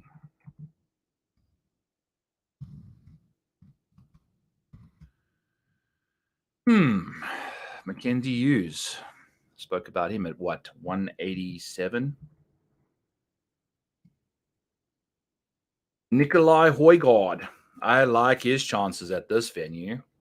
We're not going to see too much of his stuff on the vault there, so let's pick him up in data golf, because I think his game profiles very nicely for this venue. So he's played a few times on the PGA Tour, 14th at the Wyndham, 23rd at the Open Championship, 6th at the Genesis Scottish Open, made the cut at the Shriners. Not the best showing there, but played nicely in South Africa at the Nedbank. won the DP World Tour Championship, apparently, and then finished 25th at the Dubai International last week. So I think he will be flying from Dubai all the way to California. And if you take a look at his distance, it's incredible. So he's got tons of distance off the tee here, and his approach play is very good. Around the green, not so hot, but that's also cumulative, especially if he's that good of an approach player. I'm fine with that. And then the putter can spike any given week. I don't know how he likes POA putting, though. That's the thing we're going to have to figure out. Has he played on POA anywhere nearby? Doesn't look like it. Oh boy, we're getting too tired. We're going to have to start wrapping this up here. But I want to pull up his approach profile and see which proximities he's the best from.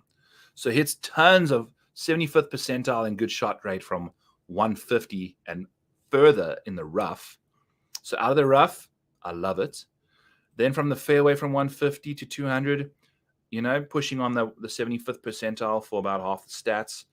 So good shot rate is also there nicely, and strokes gained. And then for the longer clubs, he's also pretty solid on the good shot side there. So good long iron player, I would say, and hits it a million miles. So like me, some of Nicolai Hojgaard this week. I think I have him in one of my fantasy teams, so I'll finally get to start him this week. And we started speaking about him at 191 or so. No, 189. So with 89. Phoebe's back in the house, and we are back in business.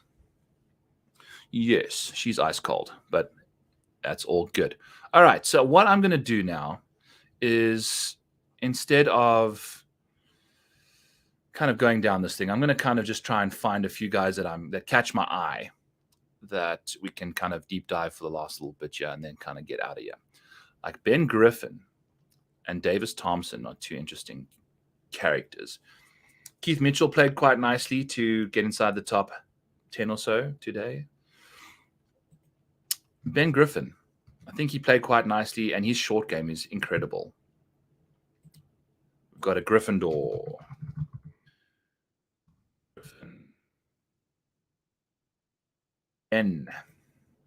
Griffin. So putting is his thing. I mean, Jesus, the putter has been lights out to start the year. We've got him gaining tons and tons of strokes on the green here in the Sony Open. He's finished 30th. The approach play started rounding out quite nicely in the fall swing and then kind of lost it again. It's also I love the fact that we just got just a black hole of no data for like 4 straight tournaments. And we just don't know what's going on.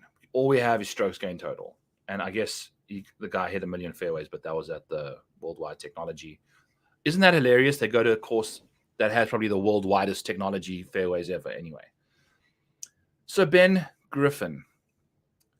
Interesting stuff. T31 here in 2023. Did some solid work just in general. I think the first round he played, he gained 5 strokes there. So that was good across the board. Putting around the green and off the tee. Hit a lot of fairways, 79% of them. So that was good. Off the tee. Seems like he's doing stuff. I don't know. Second at the Sanderson Farms. Obviously, that's what Luke List won. And the iron play that week was amazing. Gained 7 strokes with the irons at the Sanderson Farms. Missed the cut at the Shriners 64th and really hasn't done much until the T8 at the RSM. 30th spot at the Sony Open, and I think he played nicely again this week. So it looks like he's playing better golf. Definitely playing better golf now than he was like towards the middle of the season, where he was missing some cuts again and not really getting... He's been okay. He's been fine. Interesting. Let me pull him up here quickly. Ben Griffin. I mean, here he is. Bogeyed the 16th hole to shoot a 66 today. So putted his brains out this event. Holy cow. In the 2 rounds he played the stadium course, he gained 9.2 strokes, 9.3 strokes putting. which led the field. So you've got that from him. I don't know if he can repeat that going into this week. I mean, the iron play was average. Nothing was very good outside of the putter. Yikes. I don't know. That's his game, though. So it'll be interesting to see what he can do. Short game wizard.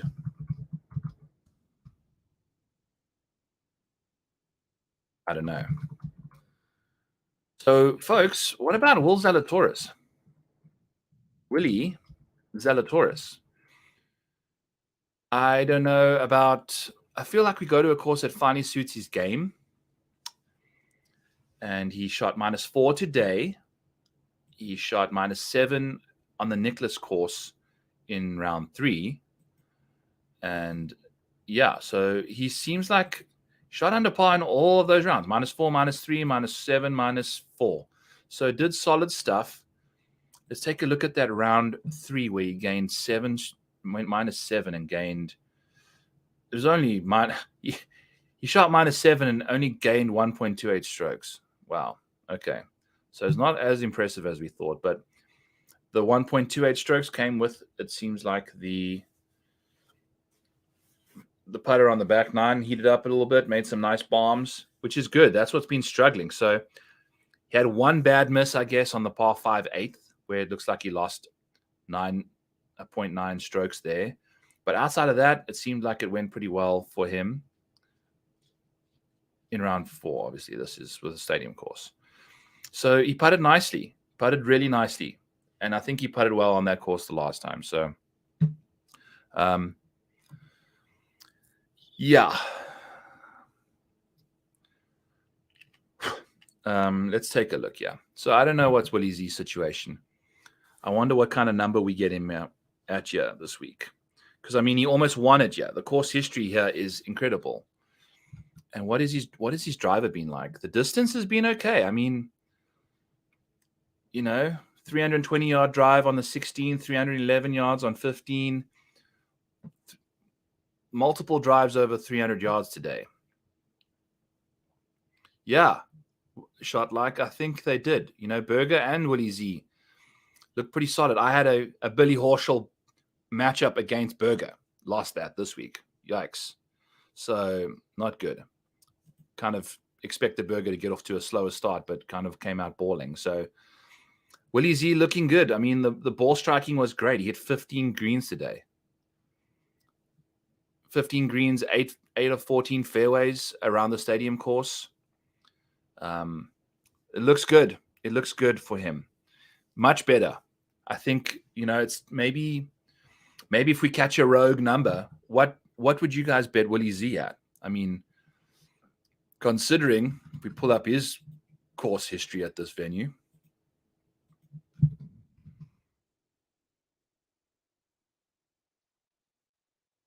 7th and a 2nd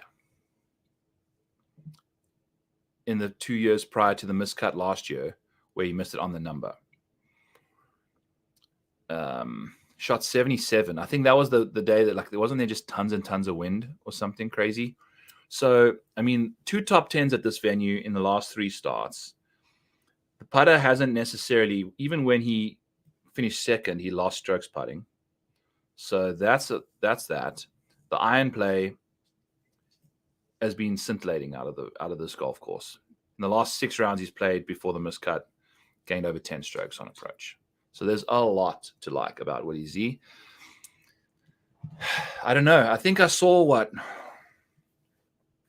50s or so for him this week, maybe 70. So I don't know what kind of odds we can expect from him, but if there's a 50-1 out there for Will Zalatoris, I think I could go to that at this golf course where he's played very, very well. Yeah. I'd say 50-1. I'd bet him probably more of a top 10 bet. Dude, yeah, I know. But he's played well here before. It's interesting. It is really interesting to see what he can get up to. Come here, Phoebe. I'm down for Willie Z. I think we'll make him orange, yeah. I think he's definitely worth a look at this venue. Some other names. Oh, Billy Horschel's back in the field. Okay. I think I'll be back. I'm not going to bet him outright, but I'll be back to playing him in DFS, potentially tossing him into a top 40 situation. What's Billy Horschel got up to around Torrey Pines Golf Course? Let's take a peek here. The Horschel monster.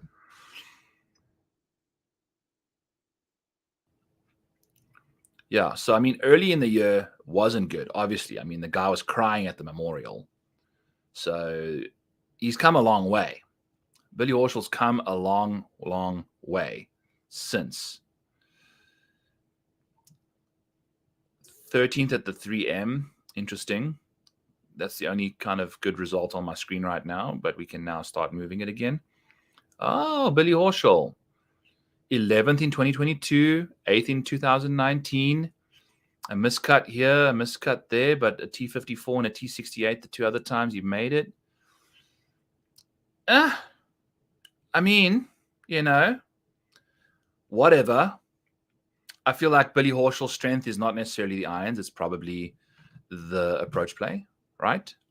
So let's take a look here and pull up Billy Horschel. No, we just know. Look at what he does here. Look at this. The putter was cooking. The approach play was shit. And he still finished 11th. So that's what you're going to get from Billy Horschel. Gained strokes in all 4 rounds. That was good. When he finished 8th, the same situation. Did a bit better with the irons. He's not going to necessarily do anything with the driver ever, but that's fine. He's a scrappy scrambler. It's going to be just fine on the greens and around them. We'll see what he can get up to. So Billy Horschel, for a top 20 bet, seems like he either finishes top 20 or outside the top 40 at this venue. Finished 18th at the Sony, 4th at the Wyndham Championship, 13th at the 3M. Darbo. So Billy Horschel will definitely be in consideration here again. I think I'm kind of fancying him. I don't know about an outright, though. I don't think he's playing good enough just yet, but I kind of like him as an option. I like Billy Horschel as an option. 100 and what? Are we 200? We're 200 minutes in. Yes, we are. Where the heck did we go with... Oh, we were talking about Will Zalatoris for about 194 minutes in, right? Then Billy Horschel, let's say 199. So we'll do that. Dylan Wu, the Wu-Tang, looks like he's played nicely on some comp courses. Some of the comp courses we have here are obviously the courses with like thicker rough. Village, Murfield Village, the Bay Hill Club and Lodge, Quail Hollow, and Torrey Pines North, which is not necessarily going to do anything for us. We've got that in twice, I guess. So Memorial Park Golf Course and Oak Hill Country Club, where they played the PGA Championship. So those are going to be some venues that we pop our comp courses into. Let's figure out who played some nicely on some comp courses that we just kind of scoot through some things here. Justin Rose, great comp course guy. Plays well at Murfield, plays well Torrey North, all that jazz. Tony Finau loves himself some Torrey North. Also plays well at, obviously, I think Memorial Park. Didn't he win at the Houston? So that's going to, obviously, he's the defending champ over there. So that's what we're going to like from Tony Finau. Beau Hossler. Oh, Beau Hossler playing some nice comp course golf on everything other than actual Torrey Pines South. So that's interesting to see. Plays well at Murfield Village. Does old Beau, at least recently. And what other situations? Yeah. So some interesting names. Oh, Hideki Matsuyama plays well at courses with thick rough. Billy Horschel plays good golf on courses with Torrey Pines North. Jesus. 2022 gained 6 strokes. So that's good, I think. Murfield Village, 2022. Played some good golf over there. 2022, Bay Hill Club and Lodge. Billy Horschel played some good golf. So if you get 2022 version of Billy Horschel, this week, we got some options. 2022 version of Billy Horschel. That was Tory North, so we got to get rid of this stuff. But that's only one round. So Memorial Park for Billy didn't play. Okay, so back to the situation on hand. Dylan Wu, interesting situation here with the safety ranking being that high. I'm curious as to what his situation is. The Wu Tang. Dylan, not Brandon. Dylan Wu, T42 at the Sony. Also, he's just a T40 beast. Doesn't really get ever inside the top 10 outside of the 3M when he had a really good week. But I don't know how much he's played at this golf course before. I need to figure out how to make this thing go faster as well. It just drives me nuts. Missed the cut in both his two Farmers appearances. On the number and not on the number by about 3 strokes. Interesting. Yeah, I don't know what was it liking about him. What about him did you like? The comp courses, okay. Easy and medium, I guess, whatever. Pretty solid from 150 to 200. Par 5 scoring, not bad. So I guess we've got that going on for him. I don't know. It just doesn't seem like there's much upside involved with Dylan Wu. Yeah, I think that's going to be it for me tonight. I guess, do we go with Luke List? Got to almost play the guy again, right? I bet him to win at the Sony. Why would I not bet him at a course that he's won at before already? 66th at the Sony, couldn't putt to save his life, but the approach play looked pretty darn good for the most part. The approach play has been solid, very good. The driver's been a bit all over the map this year, here and there, but the short game was the downfall in the Sony. So if we get Luke List to kind of bounce back again, the guy's course history is great, and it seems like in the last little while the putter has not been terrible, and he just loves this golf course from a ball striking standpoint. Off the tee, he loves this place. He's lost strokes off the tee in 2 rounds. In 2 of 19 rounds, he's lost strokes off the tee at this venue. So 17 of 19 he's gained, and by gained, okay, let's make it 16 of 19. He's gained at least half a stroke, basically. So he's averaging a stroke per round in the last 19 off the tee at this golf course. So he loves this golf course with the driver in his hand. And then when he plays well, the irons are just dialed. So if we take a look at the putter, like outside of the Sony, we'll leave that alone. Holy cow. Seemed to putt nicely at the Sentry. Seemed to putt okay at the RSM. Seemed to be finding his groove when he won. The guy gained 5 strokes putting in 1 round at Sanderson's. But if we take that away, even to end out the fall swing, or call it even just since the Scottish, he's averaging putting where he's above average. He's gaining strokes, barely, but gaining. The rest is all fine.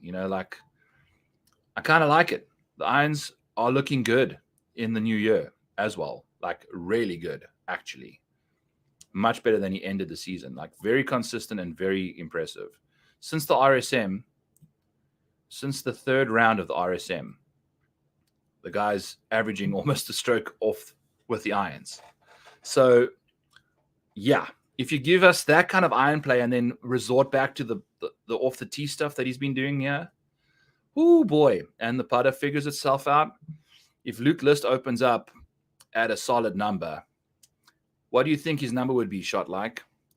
I think he's somewhere in the 30s or the 40s probably. I think that's still very palatable for someone of his caliber, who's really playing nicely with the irons right now.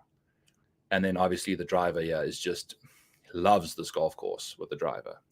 So yeah, Luke List is 100% on the radar this week. 100%. Yeah, 30s or 40s. Totally agree. I think if I remember correctly, Peter Malnati has a weird-ass track record at this golf course. Peter Malnati. Okay, we spoke about Luke List for what? 205 or so? 206? 205, I don't know. And then Peter Malnati will go with 210. Let's take a quick peek at Peter. Peter Peeker. Malnati. I think he plays really nicely on the scrambling side. He's not a fan of the north, but he loves himself some good golf on this golf course. So yeah, let's take a look at Peter Malnati. If you want to bet him for a top 40, I think that's the way to go, right at this venue. He has a 10th, a 25th, a miscut. No, sorry, that's the Sony. A 10th, a 25th, and a 20th in his last 3 starts at the Farmers. It's all short game and a bit of approach play. He's pretty darn good. Gains over about a stroke per round on the short game side of things. We've got the Sony in here still, but if you take the Sony out since 2021, it's gaining about 1.3. So that's good. And then the approach play at this golf course is also pretty darn good. It seems like he can get it going at this venue. Some of these guys are just, they like to play on the West Coast, and Peter Malnati is one of those dudes. So I think a top 40 bet for him is definitely on the cards. He only does that at about 30% of the time, though. That's not ideal, but still a good golfer at this kind of venue. So definitely a DFS play, I'd say. You're going to lock Max in DFS 100%. Interesting, dude. That is very interesting. I think he's going to be one of the most popular golfers for sure, particularly because he's defending his title. And I don't know if you were here when I spoke about him earlier, but he gained insane amount of strokes off the tee. I mean, on approach that week. And it hasn't been anywhere close since. So top 40 for Peter Malnati.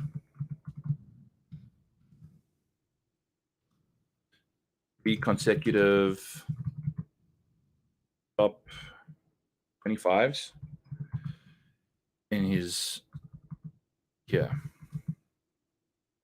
Max wins in Cali. You're right, dude. That's his thing. He just elevates his game. I think I like him more at the Genesis, though, than I do. Sorry. But we'll see. We'll see what happens. Who else do we like? Doug Gim seems to be popping. What's his situation? Tons of accuracy off the tee. I don't know what the model likes about Doug Gim. Par 5 scoring, I guess. Plays nicely on the par 5s. So good for Doug. Who's this? That's Luke List. See if there's a few other guys. Who's this dude? Aaron Bad. Christian Bezaidnote. Oh. Okay, Bezzy. So he shows up and finishes second. For Woo, dude. Off the tee stats when looking at his approach stats. What are you talking about? I've also been jumping all over the place with Malnati and Max. But I think, let's go back to Max here, because it's an interesting situation. All right. So, I mean, when he went nuts, it was fine. He was like not crazy. It wasn't like he was losing off the tee. He was just doing good stuff. In 3 rounds, he gained just about a stroke. When he went crazy on approach. And I guess he has, typically hit his irons well here. He's gained every time he's played here. But last year was insane. I mean, that's over 8 strokes in just 3 rounds. So, yes, Darbo, I understand there's a correlation between off the tee and on approach. But, I mean, if you just remember Max on the 17th hole, the par 3, he was just hitting darts. That doesn't even include off the tee stuff. So he was just dialed that week. I think he was just absolutely dialed with the irons, and doing the Lord's work in that department. So we'll see what he gets up to. All right. I think that's going to be me, boys and girls. I don't think there's anyone else here I really want. Oh, Bezzy. It's like the thing with Bezzy, like I don't know.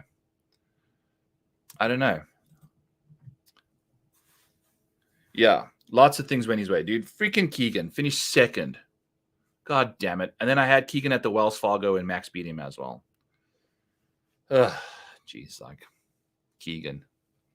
I think he's got a good chance this week again. Computer's also getting tired. Oh, we got Max and Bezzy. Okay. Let's just do Bezzy. I already did Eckroat. I told you. Everyone's going to love his ball striking, but he can't putt. And his short game sucks. It's important here this week. He can't do it.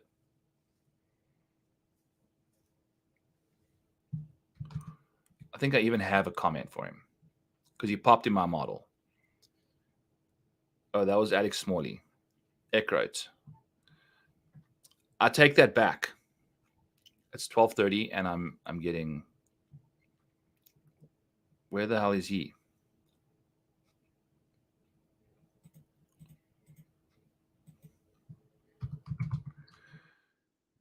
Get sassy when I'm tired. Okay, so this is what you get. Tread lightly. Eckroat. We'll get to him. But I want to look at Bezuidenhout quickly. See, the thing is, when he plays well in South Africa, that means diddly shit to me because he plays well there all the time. So then he comes back here and decides to play well. Misses the cut at the that was the Sony in 2023. T46. Why is it like telling me he played well here before? What is his deal? 6th at the Sandersons, WD at the 40 net. Like there was nothing about his game that made me think he'd play well this week. But anyway. Okay, Eckroat.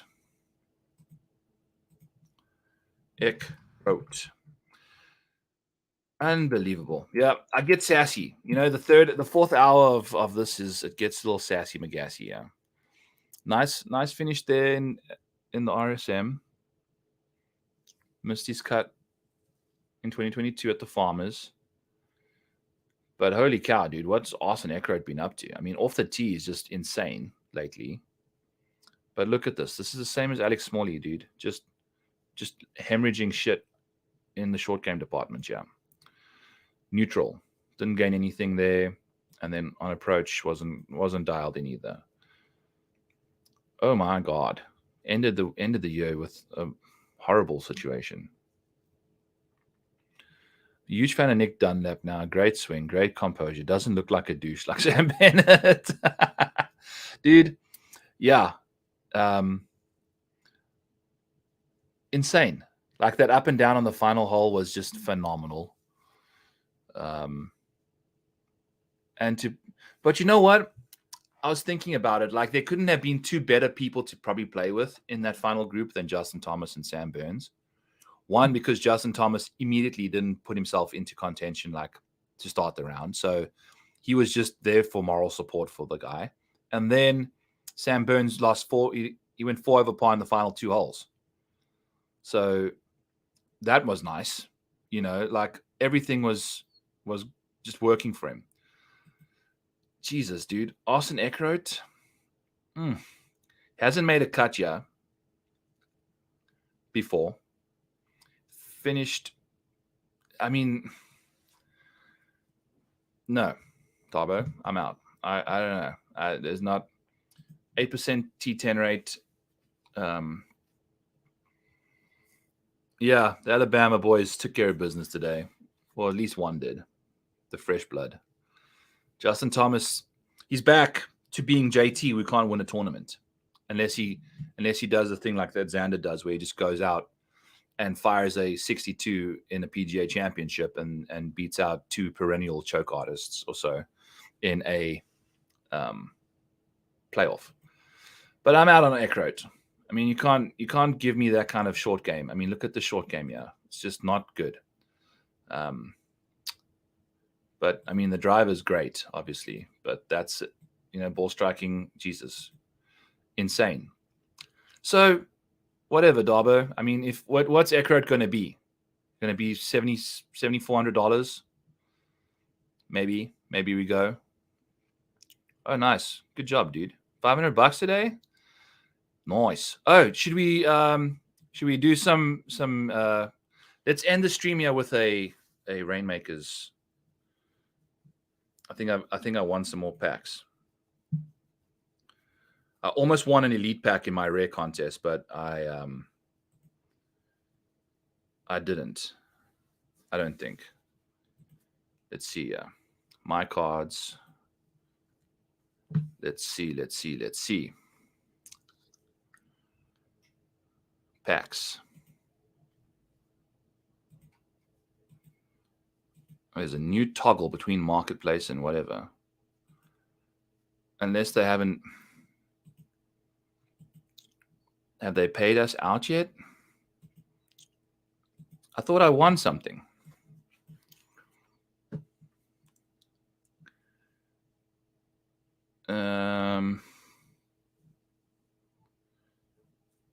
Maybe I had a Sam Burns lineup that didn't. Oh, so Chris Kirk and Sam Burns did diddly. There's a rare lineup here that had Bezzy in it. Yeah, where's my card at? Bezzy, Chris Kirk, Cantlay, and Sam Burns, Sungjae Im, Siwoo Kim. Solid lineup. I think that was like the only one I cashed in. Oh my God, how did I miss that one? One lineup. All right. So did I not get my card for that? How did I miss this one? What did we have to finish? 925. I finished 993. Huh. Okay. Where's my pack at? That's the thing about this stuff, dude. It takes forever to get your. Where is it?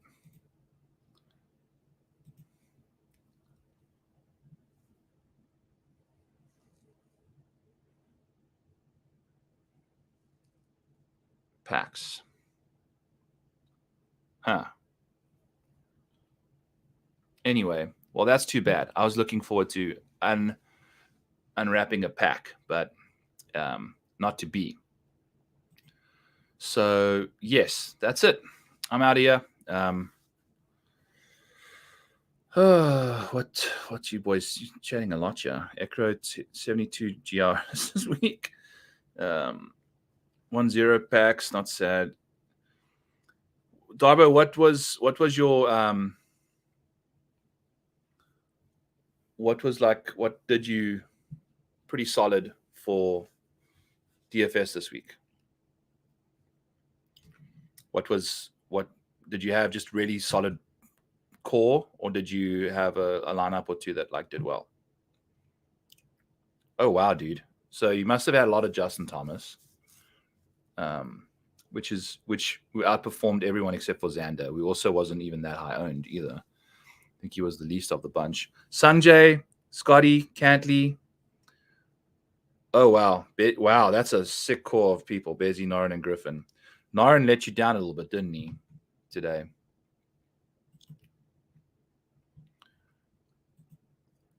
Where did Noren end up finishing? Alexander Bjork, dude. I had a few of him. I had lots of Chan Kim. I had 22% Chan Kim. Yeah, -2. Yikes.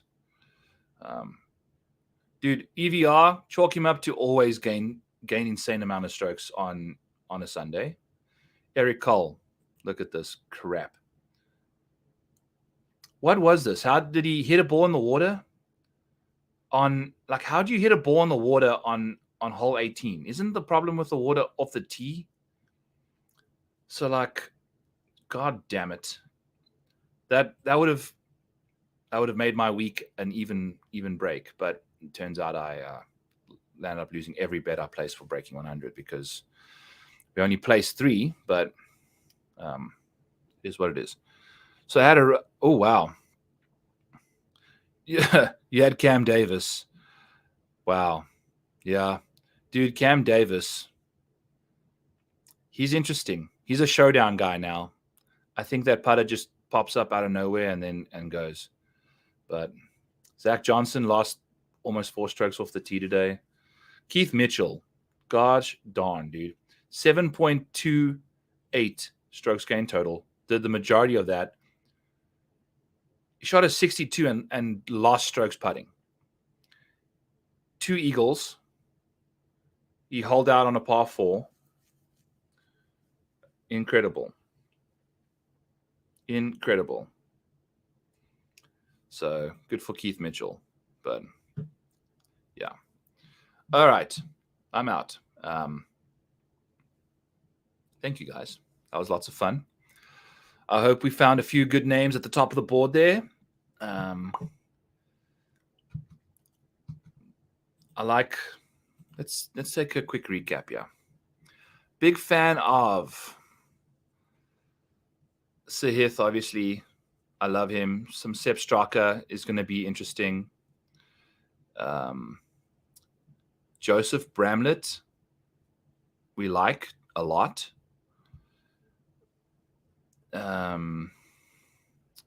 Willie Z, we like a lot.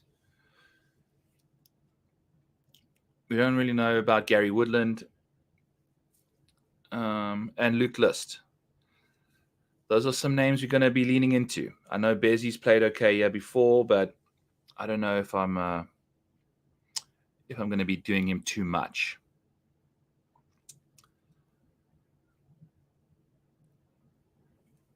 I wonder who the hell is going to win this. Austin. We're going to just blacklist Austin Eckroat on this podcast. He's not it. I'm curious as which of these names at the top here is actually going to do his thing. Yeah, I'm chill, dude. I'm so relaxed right now. Don't you worry about me. I've had a great day. Me and Mrs. Maniac were watching Modern Family. That is one of the funniest shows out there. It's hilarious. It has us laughing like at every episode. There's something hilarious in there. So you're not going to trigger me. I wonder about Ludvig Aberg. I really wonder what his situation is. I think if we catch like a 30 on that guy again, and Minwoo Lee, like you said, I think he's definitely going to be on our card. I think we're just going to kind of pepper that 30 range. I think everyone outside of the elites we're going to go with, and then Max Homa is going to win and just absolutely demolish me. So that seems like the way it's going to be going, but maybe we go back to Max because he seems to win at courses he wins at, eh? So, yeah. And Keegan Bradley, we also like Keegan. So maybe we can catch a bunch of guys in the 30 to 50s. All right, boys and girls, good luck this week. Two days to pump out a bunch of content. It's going to be a good week, though. Get golf on a Wednesday. It's always fun. So y'all behave yourself, and I'll catch you tomorrow for the PGA Rotoballer Show with me and Spence at 9:30 Eastern. Catch y'all then. Bye-bye.